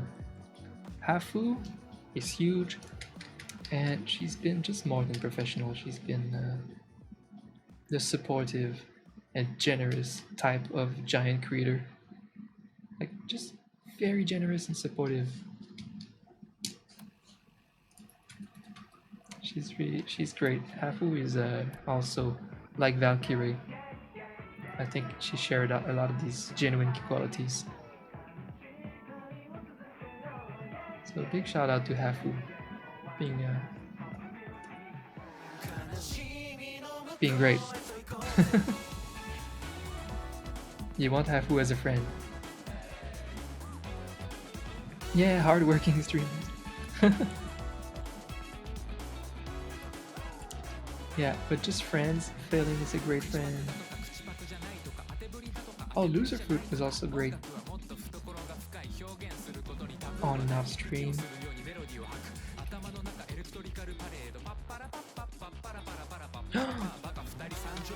Recently, LS, I'm LS. He's in the League of Legends sphere.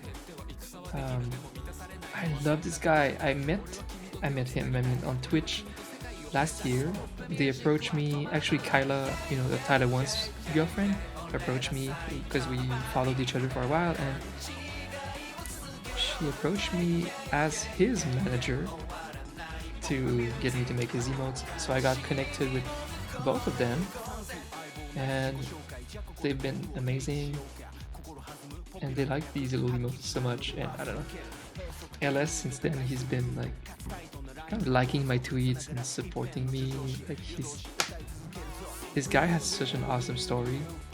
He had it so hard in the beginning, and then moved to Korea. He was like homeless for a while. It's insane. And he got into a team just in time and became a big creator, and now he's super successful, and he's kind of a teacher of League of Legends now, kind of like an analyst that helps the community. People just love him now. Yeah, super interesting story, and great guy that creates a really humble person too, someone who's been through a lot. I feel that's why he's the type of person that can just be happy to support a smaller creator like me. It's really cool. So big shout out to LS.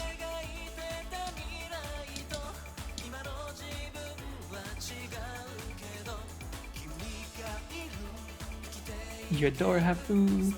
Was my favorite Hearthstone streamers for ages. Oh yeah, for sure. She's one of the oldest streamers too. she's very humble. Like she attributes a lot of her success to being one of the first streamers, which sure it's a factor. It's obviously not all the factors, you know. She's such a hardworking streamer and player.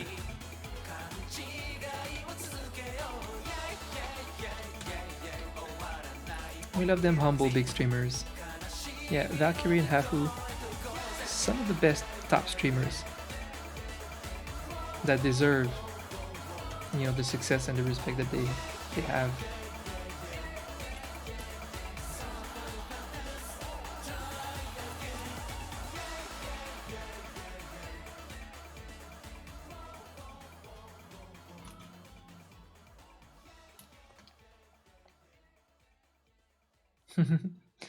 Tommy Jam.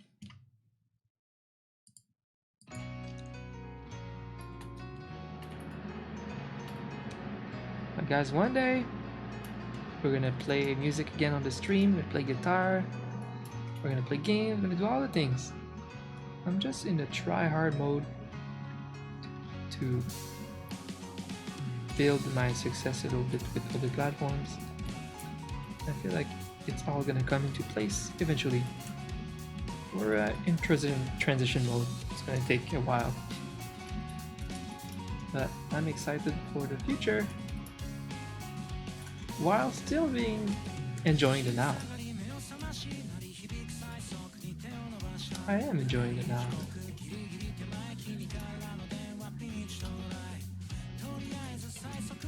Even with our little art streams that we have, as small and cozy as they are, it is enjoyable.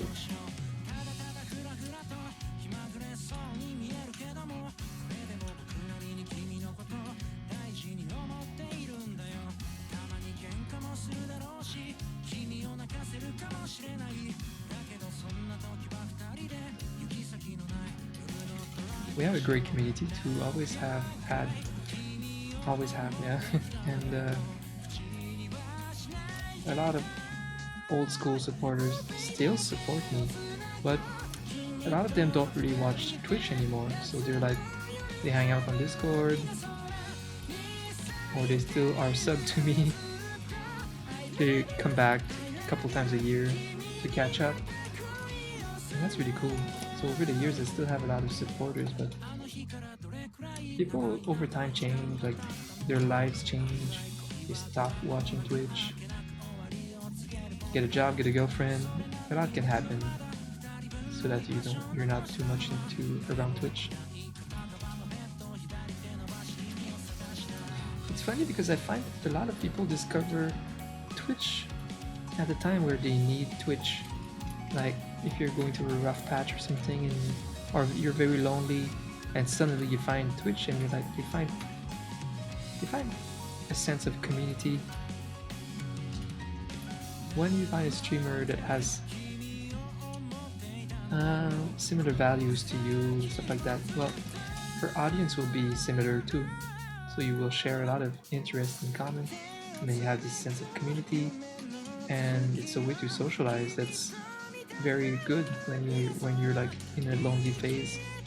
That was like that for me. I was so in a tough year when I fell into Twitch more deeper, and I was invested in some big streamer community, and I became his mod and his emote artist, and one thing led to another. This is how I started my emote business. It's insane.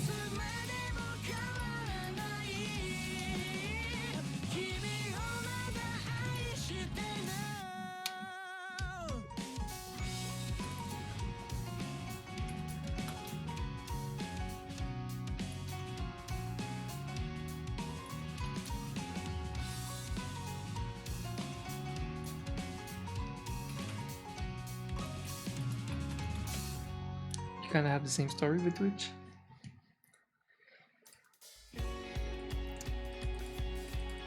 Yeah, I do find a pattern. A lot of people on Twitch are going through something, and I think Twitch, the setting of Twitch helped a lot of people, because how many people tell their longtime streamer that they really help them go through something hard, or in some cases, they claim that they save their lives with their content and good vibes. That's insane. It's such a good thing. It's a good thing.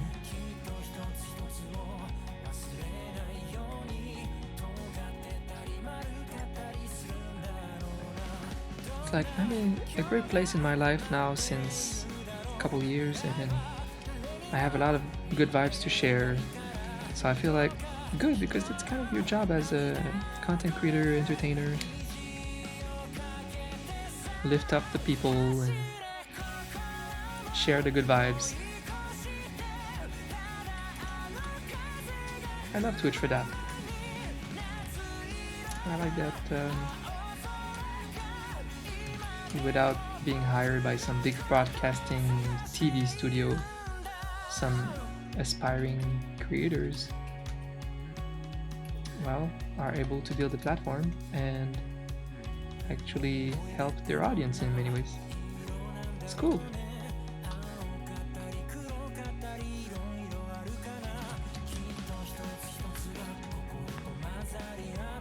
Your vibes were horrible before you started watching Twitch, yeah?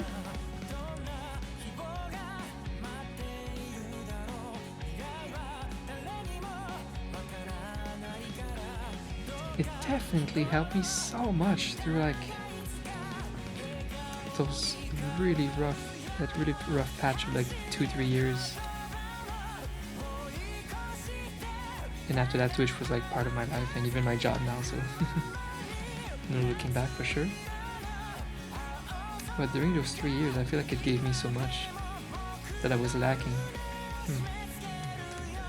Because people on Twitch, people on the internet are not robots, they're real people, so they are real interactions.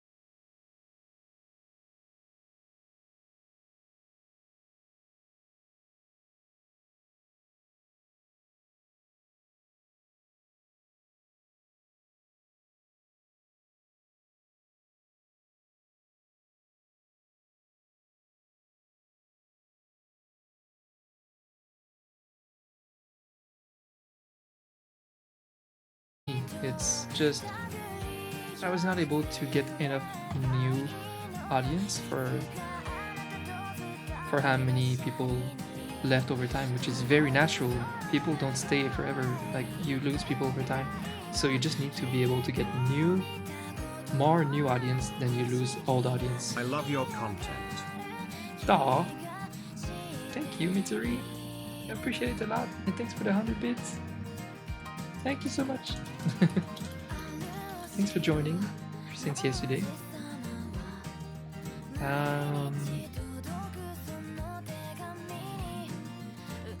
I forgot what I was saying, but that was almost it. Yeah, that's how you grow. You need to be able to just have more new audience than the ones that you naturally lose. And I was not able to do that the past like 3 years. So eventually I just kind of went down and down. That's why I'm in the awkward spot of being a partnered streamer with a very, very small stream. But I don't depend on the stream success, for my money, thankfully. Now it doesn't matter to me. At least I'm very aware of how it works, and right now I'm putting all of my pennies on YouTube. I'm throwing my eggs on YouTube as I should. It is the number one way right now to get views on Twitch. It's to get views on YouTube. If you get subs on YouTube, it transfers extremely well to Twitch. Even from just my little few videos of tutorials on YouTube, most new audience that I get on Twitch is from those few videos. That's how well it works. So that's what I'm doing. I'm gonna just keep growing my YouTube channel, and in turn, it will help grow back my Twitch channel. That's the plan. So from just streaming a lot on Twitch, you'll gain like next to nothing, sadly. Very sadly. If you look at some of the top streamers in the art category, they all have some form of success outside of Twitch, like a nice established YouTube channel, or they are like ex-employees of big game development companies. They already have fans. They just bring it over, and then they can monetize this content with them, and it's viable. So yeah, it can be very valuable and good to stream on Twitch. But yeah, sadly you need an outside source of audience now in this current climate of Twitch. Crystal is very successful right now on Twitch, my girlfriend, and it's thanks to YouTube. She works day and night editing those YouTube videos.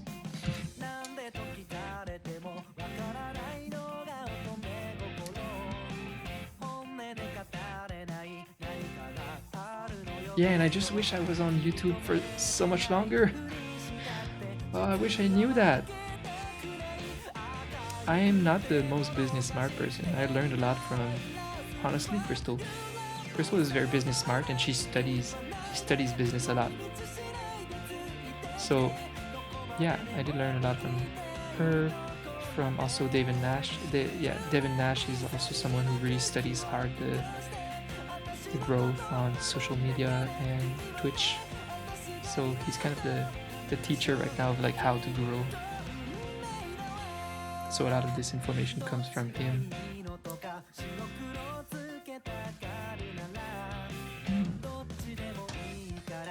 These things change over time, of course, and the meta and everything.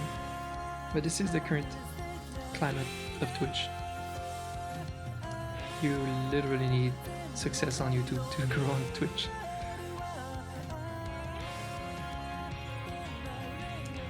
Let me catch up with chat. Chat!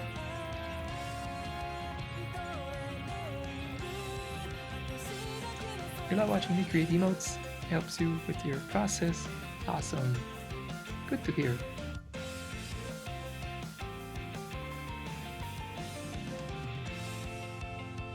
YouTube the best place for artists? It's good to know, Ro, and I know that you know it because it seems like you know know the art community pretty well on YouTube. It seems like you follow some good creators. You might even have some insights for me, if anything. If you've seen some artists do similar content as mine, like less tutorial based. I know most of them are, at least half their content is tutorial based.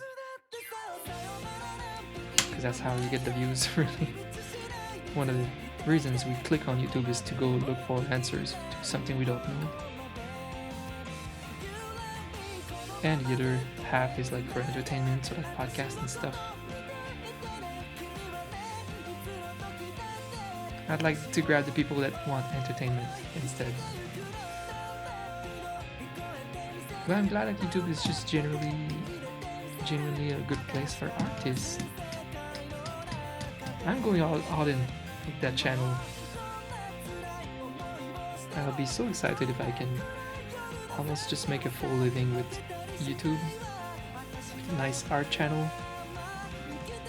It's kind of the dream right now for me. The next dream.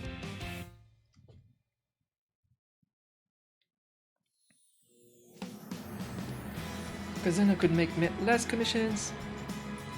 Well, you know, I repeat myself every day. Could make less commissions and then just have more control over my Twitch content and stuff. At least people who watch you really enjoy it.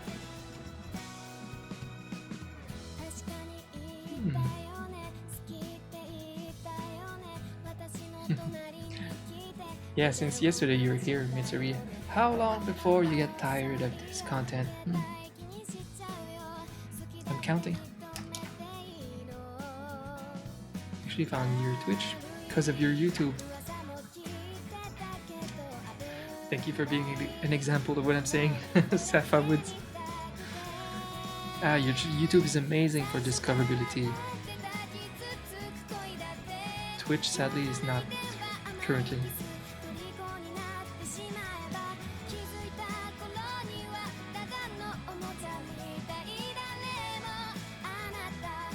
Twitch has a lot of perks, otherwise YouTubers would not stream on Twitch, but a lot of YouTubers stream on Twitch. It offers something different than what they gain on YouTube and what they do on YouTube. A direct connection to their audience and then donations and stuff, and I don't know. Just, it connects well with their other content once you're like already popular and once you already have a fan base. Bringing them to Twitch seems like it's a good thing to do business-wise.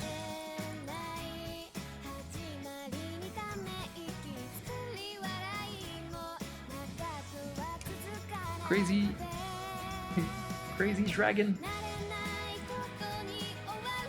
I just recognize your name. It's been a while. We put a link to her channel. Yeah, absolutely. Crystal, the girlfriend. Instead of her Etsy channel now, I should link her YouTube channel. Way more of a big deal than her Etsy, because Etsy was kind of like me with my emotes as a side thing to streaming and stuff. Her Etsy channel has been that for her. She makes a lot of money on Etsy. So the combination of Etsy for her, Twitch and YouTube is her job.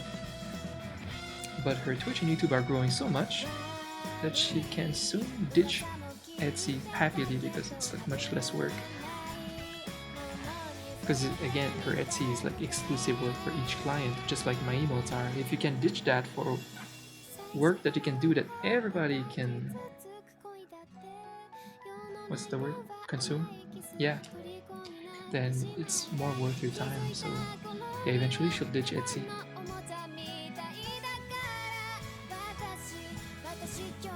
Yeah, I spend way more time on art YouTube than art Twitch. You'd be surprised there are a lot of non-tutorial based YouTubers. A lot? I would be surprised. That does interest me. We'll have to like chat about that soon, Roll. Because I should do the smart thing and observe what they do. I absolutely should. That might really help me. Do the smart thing for once, Dom. Hi, Michael M. Welcome. Um, yeah, bro, I would like even maybe a small list of YouTubers that you think that maybe their content might be close to what I'm maybe trying to achieve. Um, and I know that there's a lot of successful animators, but sadly, this is not where I'm going, I think. But kind of close, because you look at like, what's her name, Jaden Animations, the type of content that she does looks like what I could do with Coffee Time Doodles, you know, like my idea the other day, like my top 5 humiliating moments of my life, and then I could illustrate that, but she would animate it, and that's super successful. This type of content could work with Coffee Time Doodles.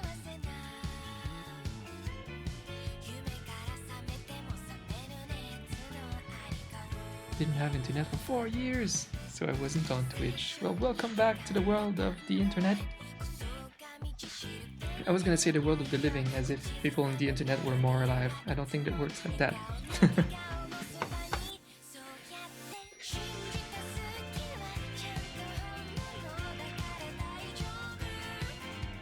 Remember that South Park episode?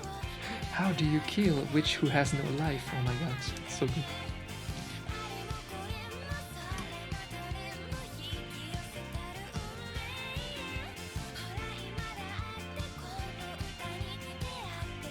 I mean, that sentence didn't make sense.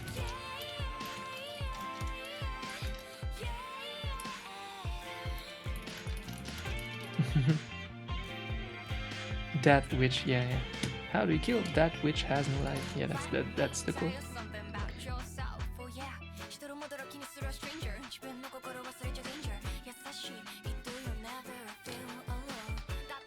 See, that's why I've been enjoying these art streams lately. I feel like we have fun discussions every day. It's just a fun hangout place, and that is exactly how I enjoy Twitch. That is what makes me want to stream.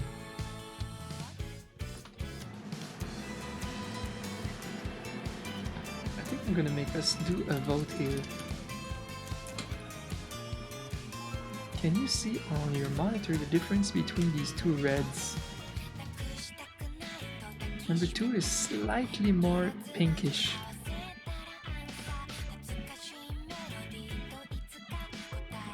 It's interesting. Number 2 is just it's an edgy color. I'm used to always using very bright, normal popping red. That's a good heart. But the slightly pinkish seems to be a color that has a very interesting contrast with the blue. Like, it's the same color that I have here in this tiny heart. So I tried the same pinkish heart, and when I look at it quickly, like it kind of pops really hard. The contrast of it is insane. I don't know why. I should... Yeah. I think there's a harmony between these two colors, so I should probably go with number 2. Interesting. Nice.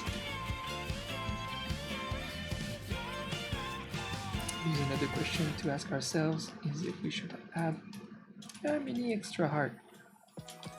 The only reason I might not have that is because we already have like a mini extra heart on wave emote, and we don't want to add mini extra hearts everywhere, but if it works, it works.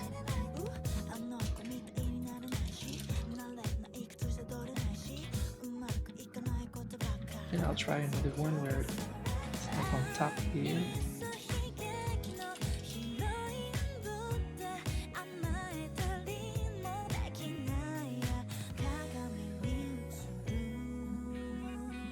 And I like the middle one, I think.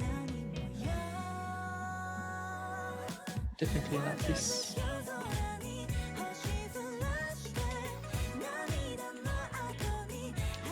Ready for another tough vote, guys? 1 or 2?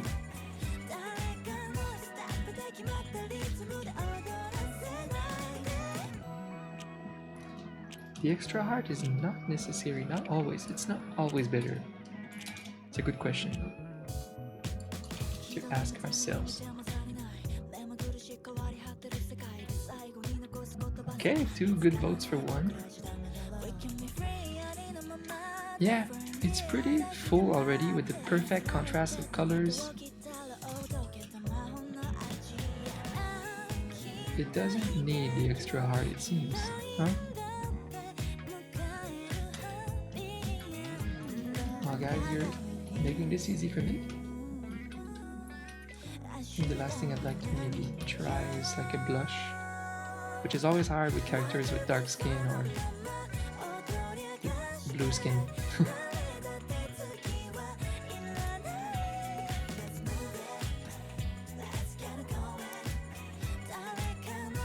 There's also multiple types of blushes.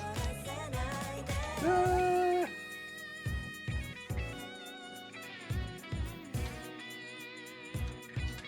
Yeah,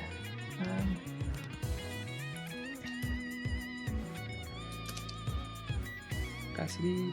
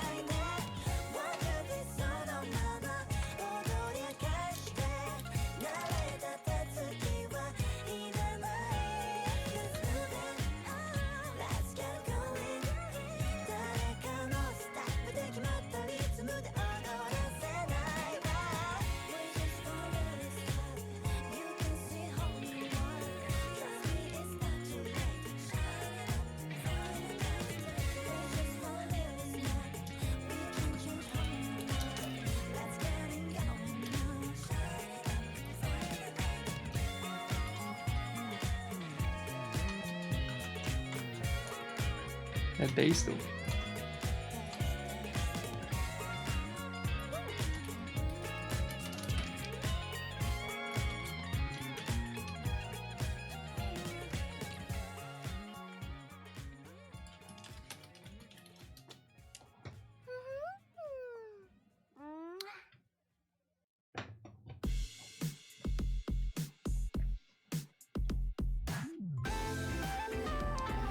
High flying, Verlard, Busin. I'm not sure what that is. Is it the singer of this song that just played? I actually wouldn't know. It's just a playlist of like J-pop that I found that I really like. I gathered a couple of videos for this playlist.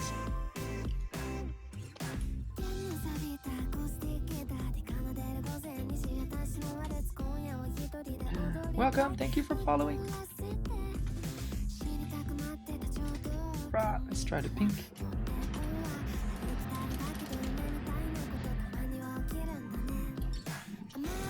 Better. Okay. Getting closer.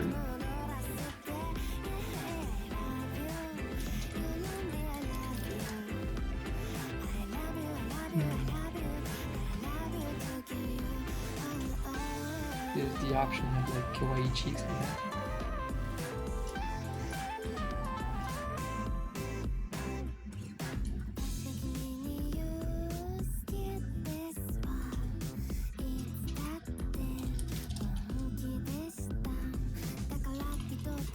Too strong. Kawaii cheeks too strong.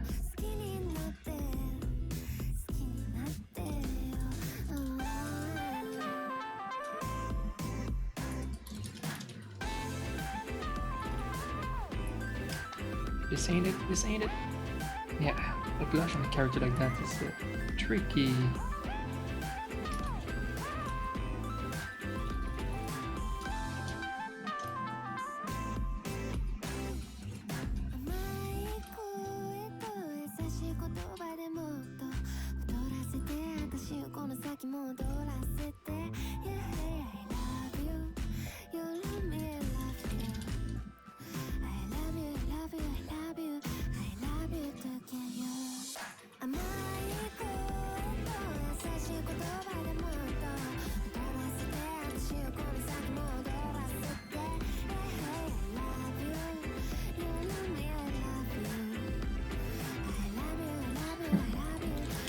the art of making emotes. I always said every pixel matters. Every small change that you make. Ah!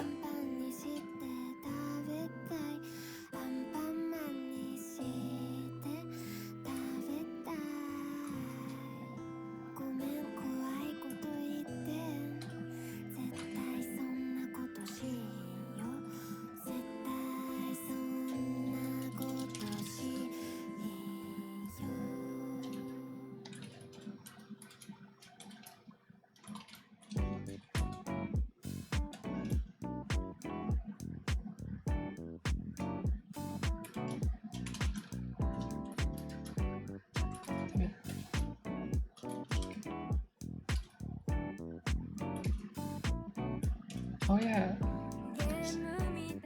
someone gave me the idea that, you know, the advanced digital art class that I'm undergoing right now, it's gonna take me like at least a year to finish. Well, I have assignments in there, and I could do some of them on stream sometimes, make the most of my time, but also having different content.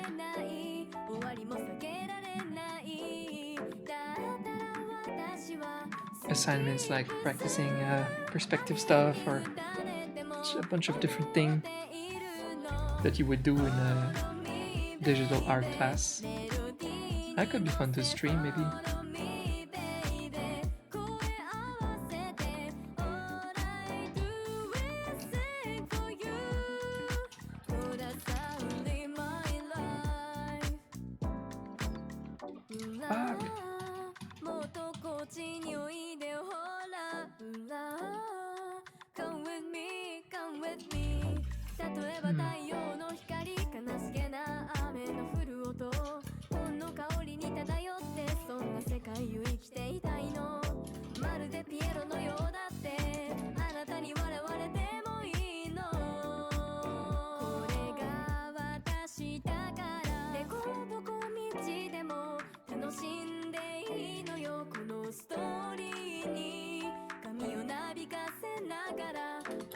It's gonna have to be subtle.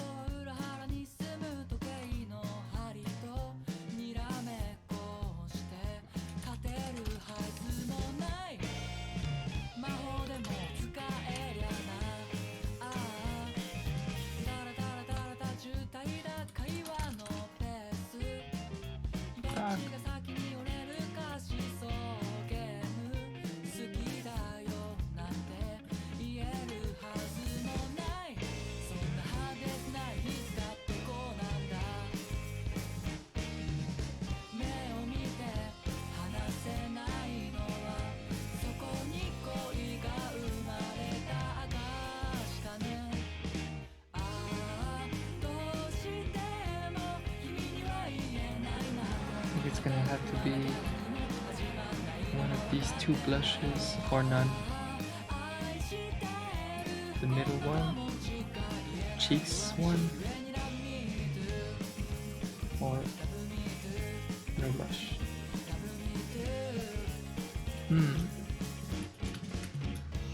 I can hardly make you vote because it's so hard to see the difference.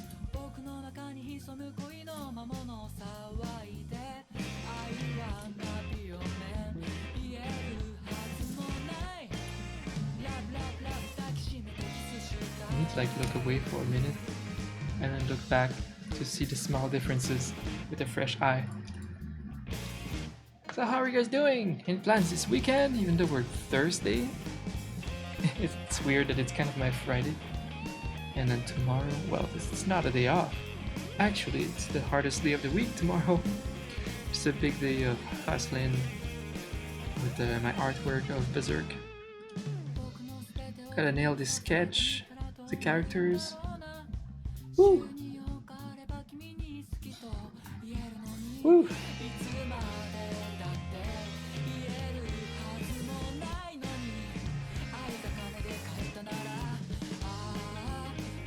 My client is adding more emote ideas. That's fine. I'll take the work. I'll take it.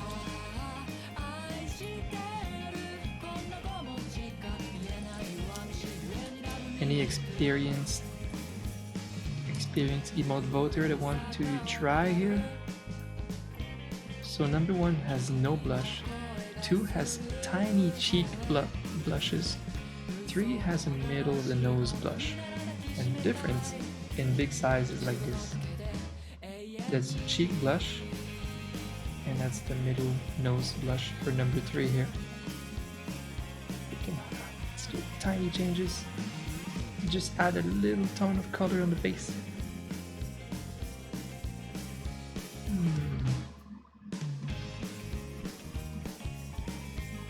I don't even know if it's even possible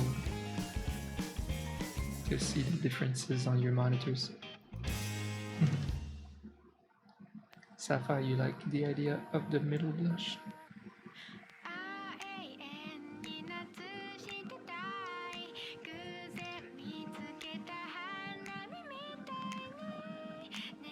I like the idea of it, I just wonder if it results in chat. I guess we can see it.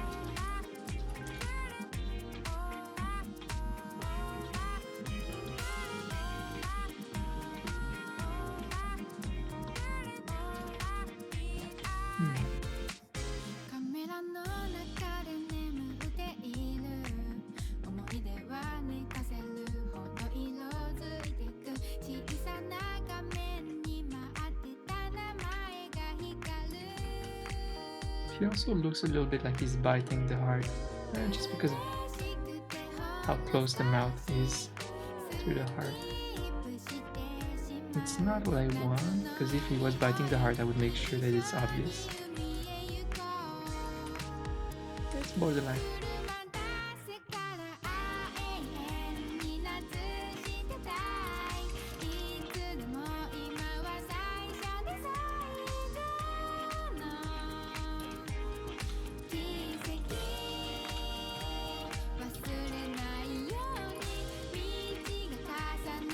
Okay though, it's like 99% done anyways.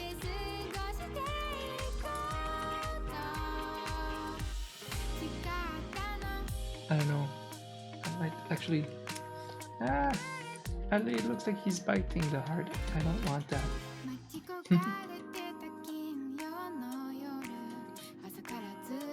Wondering if I have to put the heart even more in his face to prevent that. Oh, that's kinda cute too.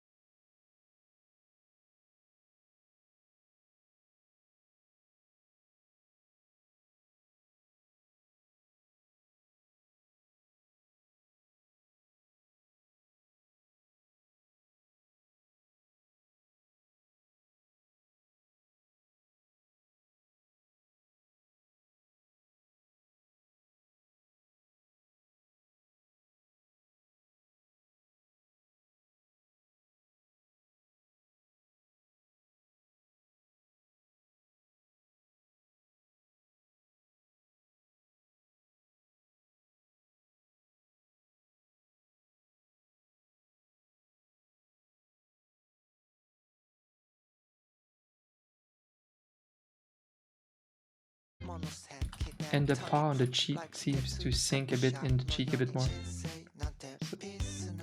So those are the changes. 2. Yeah, it lacked a little bit of expression, exaggerating. So without getting rid of his cuteness, we managed to exaggerate his expression a little bit. I think that's valuable. That's good.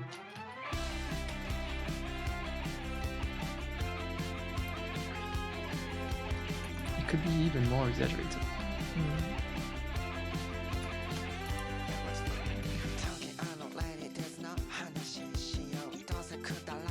Also the frame, I don't know.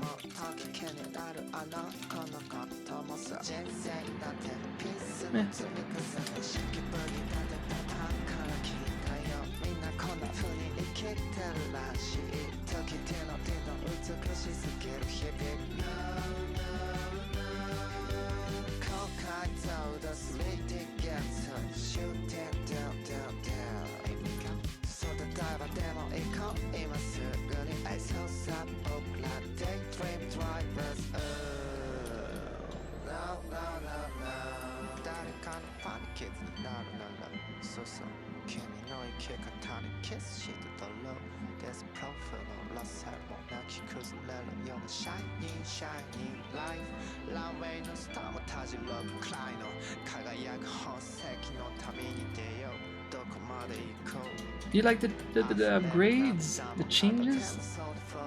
I've been dummy surgeoning. I just improved this one a bit. I get a bit more expressive with the bigger mouth and the cheeks a bit more puffy, or like the hands in the cheek. And making this now. Working on that.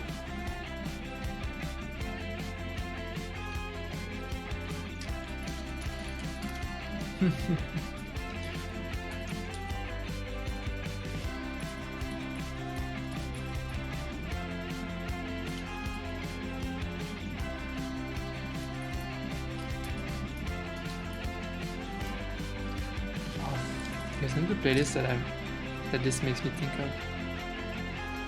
When I made my Sonic artwork on stream, I can't believe I did that months ago, and somehow I didn't manage to find the confidence to stream my newer artworks on stream. But what I did with Sonic Print is I finished all of the uncomfortable part off stream, and then I went live. This is something that I could do, at least to start. What was I doing? Oh yeah.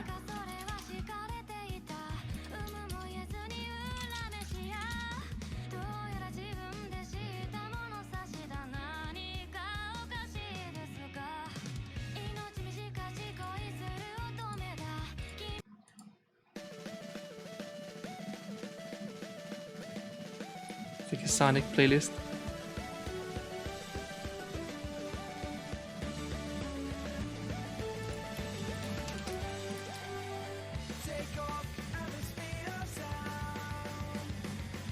Where's the volume? I guess that's fine.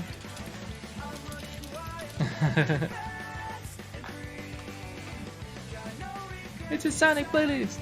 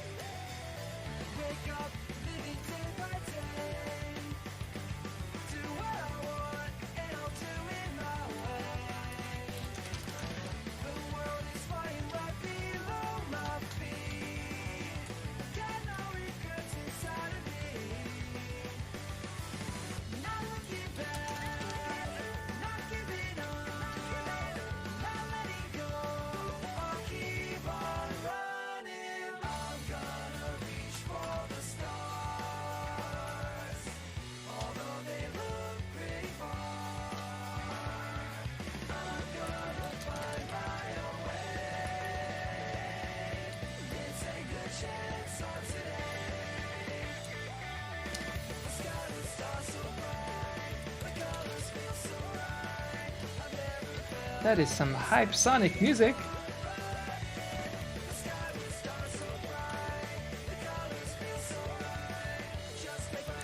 Yeah! Hi, Coral.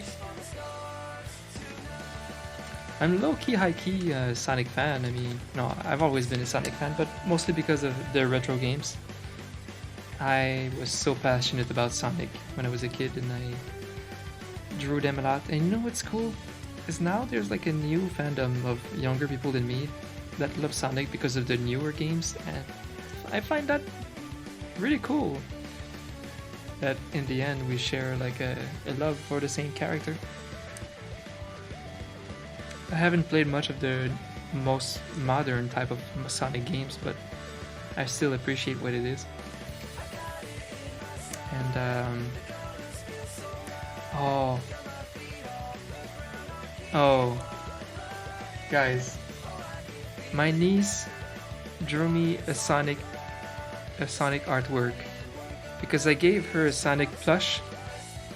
Because my sister told me that she was starting to like Sonic, and I got her a really cute Sonic plush, and she drew it. And I'll show you. Be right back.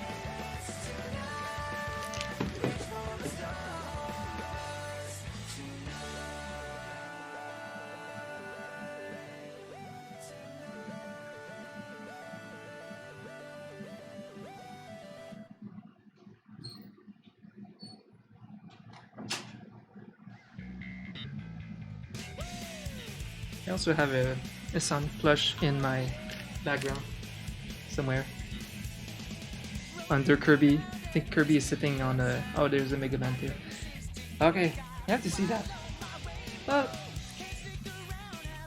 Look, she's like 4 years old. My niece Emily, 4 years old, drew a Sonic. Look at the spikes, it's so funny. It's the cutest thing I've ever seen.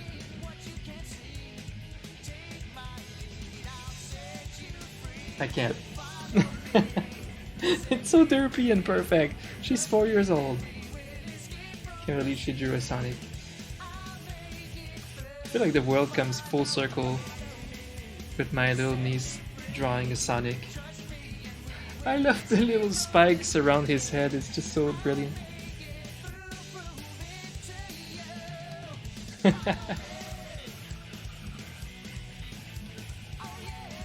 It's the best thing ever.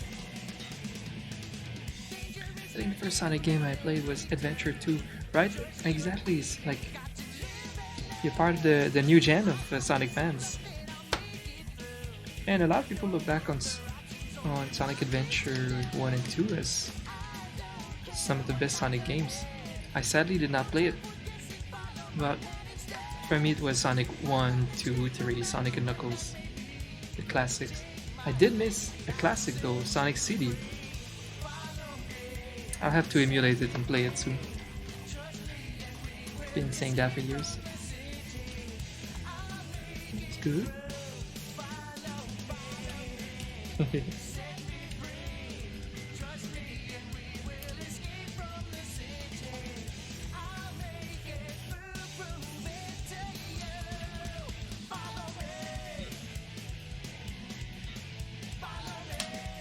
So this one is it for sure, but I might have to redo the thing where I need to move around the heart a little bit so that it doesn't look like he's biting it.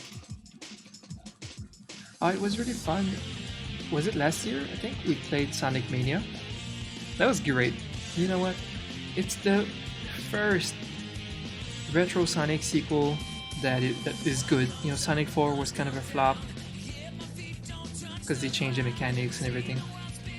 Sonic Mania was like the true sequel, like the true Sonic 4, really.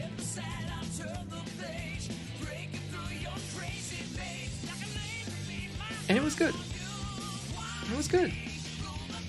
And I appreciated that for once they took some risk and added characters. You know, they changed, they added some story, they added some characters. Because they kept playing so safe, as like so afraid of disappointing the fans, but for the wrong reasons. We want new characters and story. Stop giving us the old shit on like a remastered. But we want like the same mechanics and maybe even graphics. They did amazing with Sonic Mania, kind of like super polished retro graphics, same mechanics, and with new characters. It was brilliant.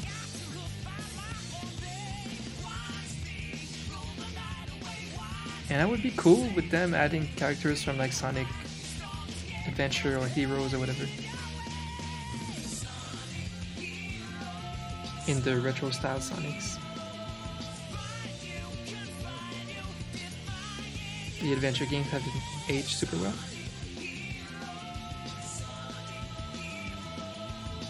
Nice.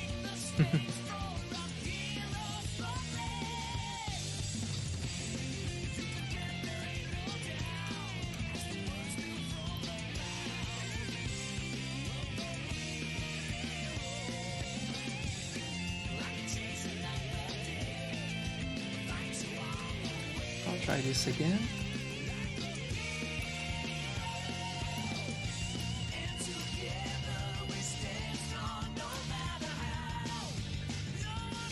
Well, for those who have not seen it,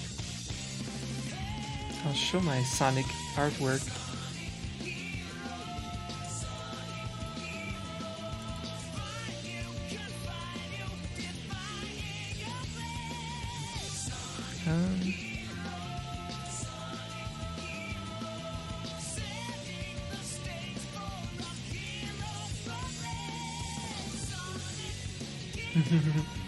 I made this artwork last year.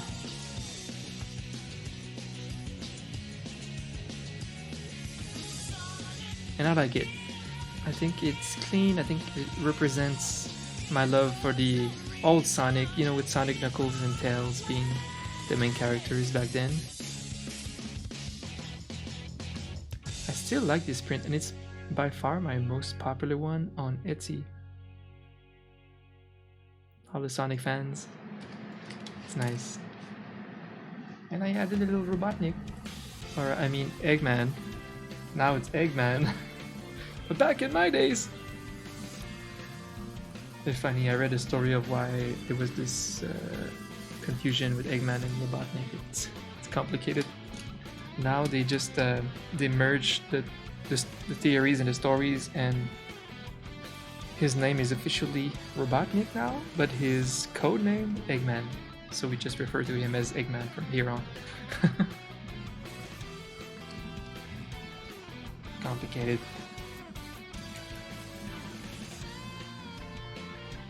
It's like Dr. Wily. My whole childhood, I call him Dr. Willy. Because French is my first language, and the way it was written, well, in French it would just be Willy. So it was Dr. Willy the whole time. Not Dr. Wily.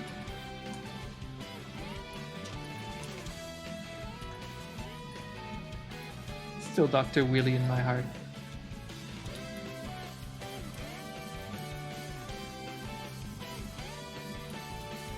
This is the boss of Mega Man, if you guys didn't know. The bad guy.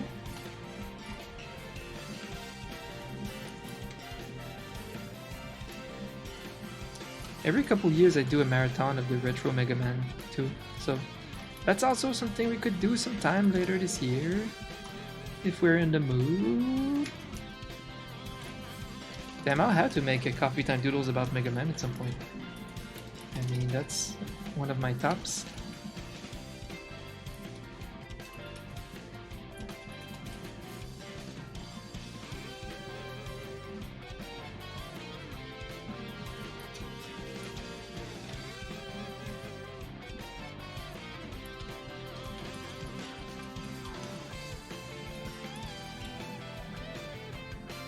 This is so hype. What the fuck?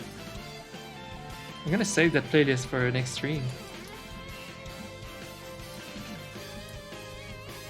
That's what I remembered. I remembered having a cool playlist like this for when I drew my Sonic artwork on stream. and I liked it so much that I kept playing it like stream after stream. It's kind of the perfect vibe.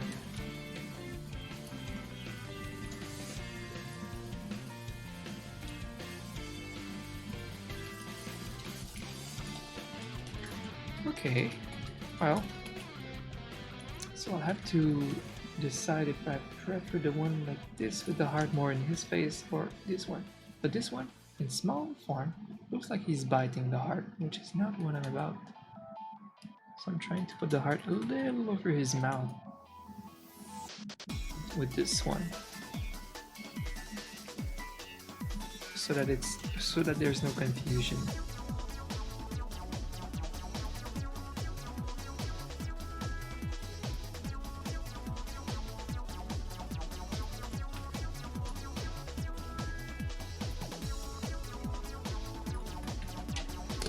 Woo!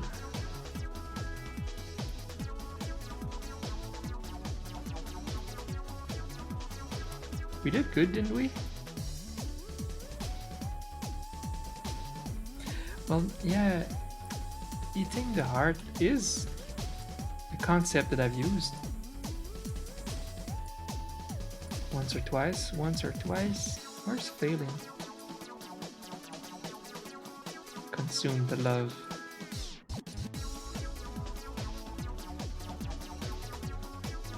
I'm blind.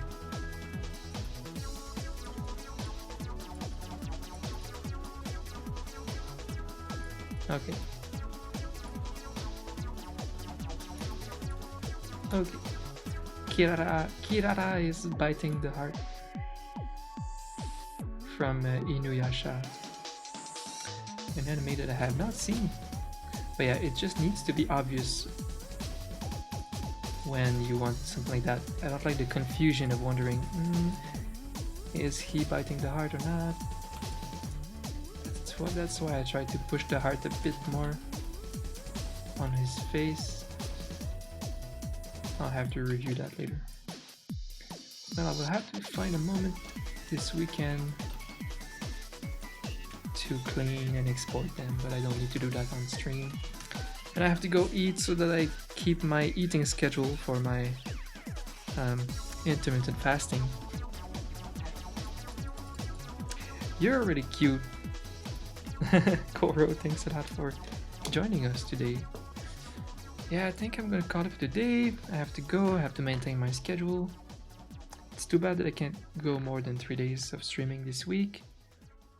I am very behind with my YouTube uploads, so I need to work super hard tomorrow. What I'm totally playing is Sonic Playlist next stream. Alright. Unless I have a random bonus stream, the next stream will be around Monday or Tuesday. Thank you, Kevin!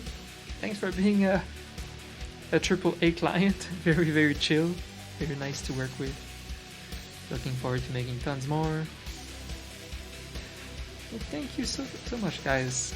You've been making my stream really fun lately. You're making me feeling good about streaming every week now. It's awesome. I'll be back for at least 3 streams next week for sure. Alright, have a great weekend. And hopefully I have an upload for you guys on YouTube sometime next Monday.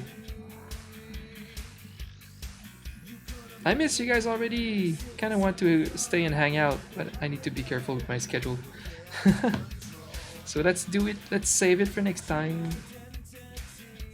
Bye bye.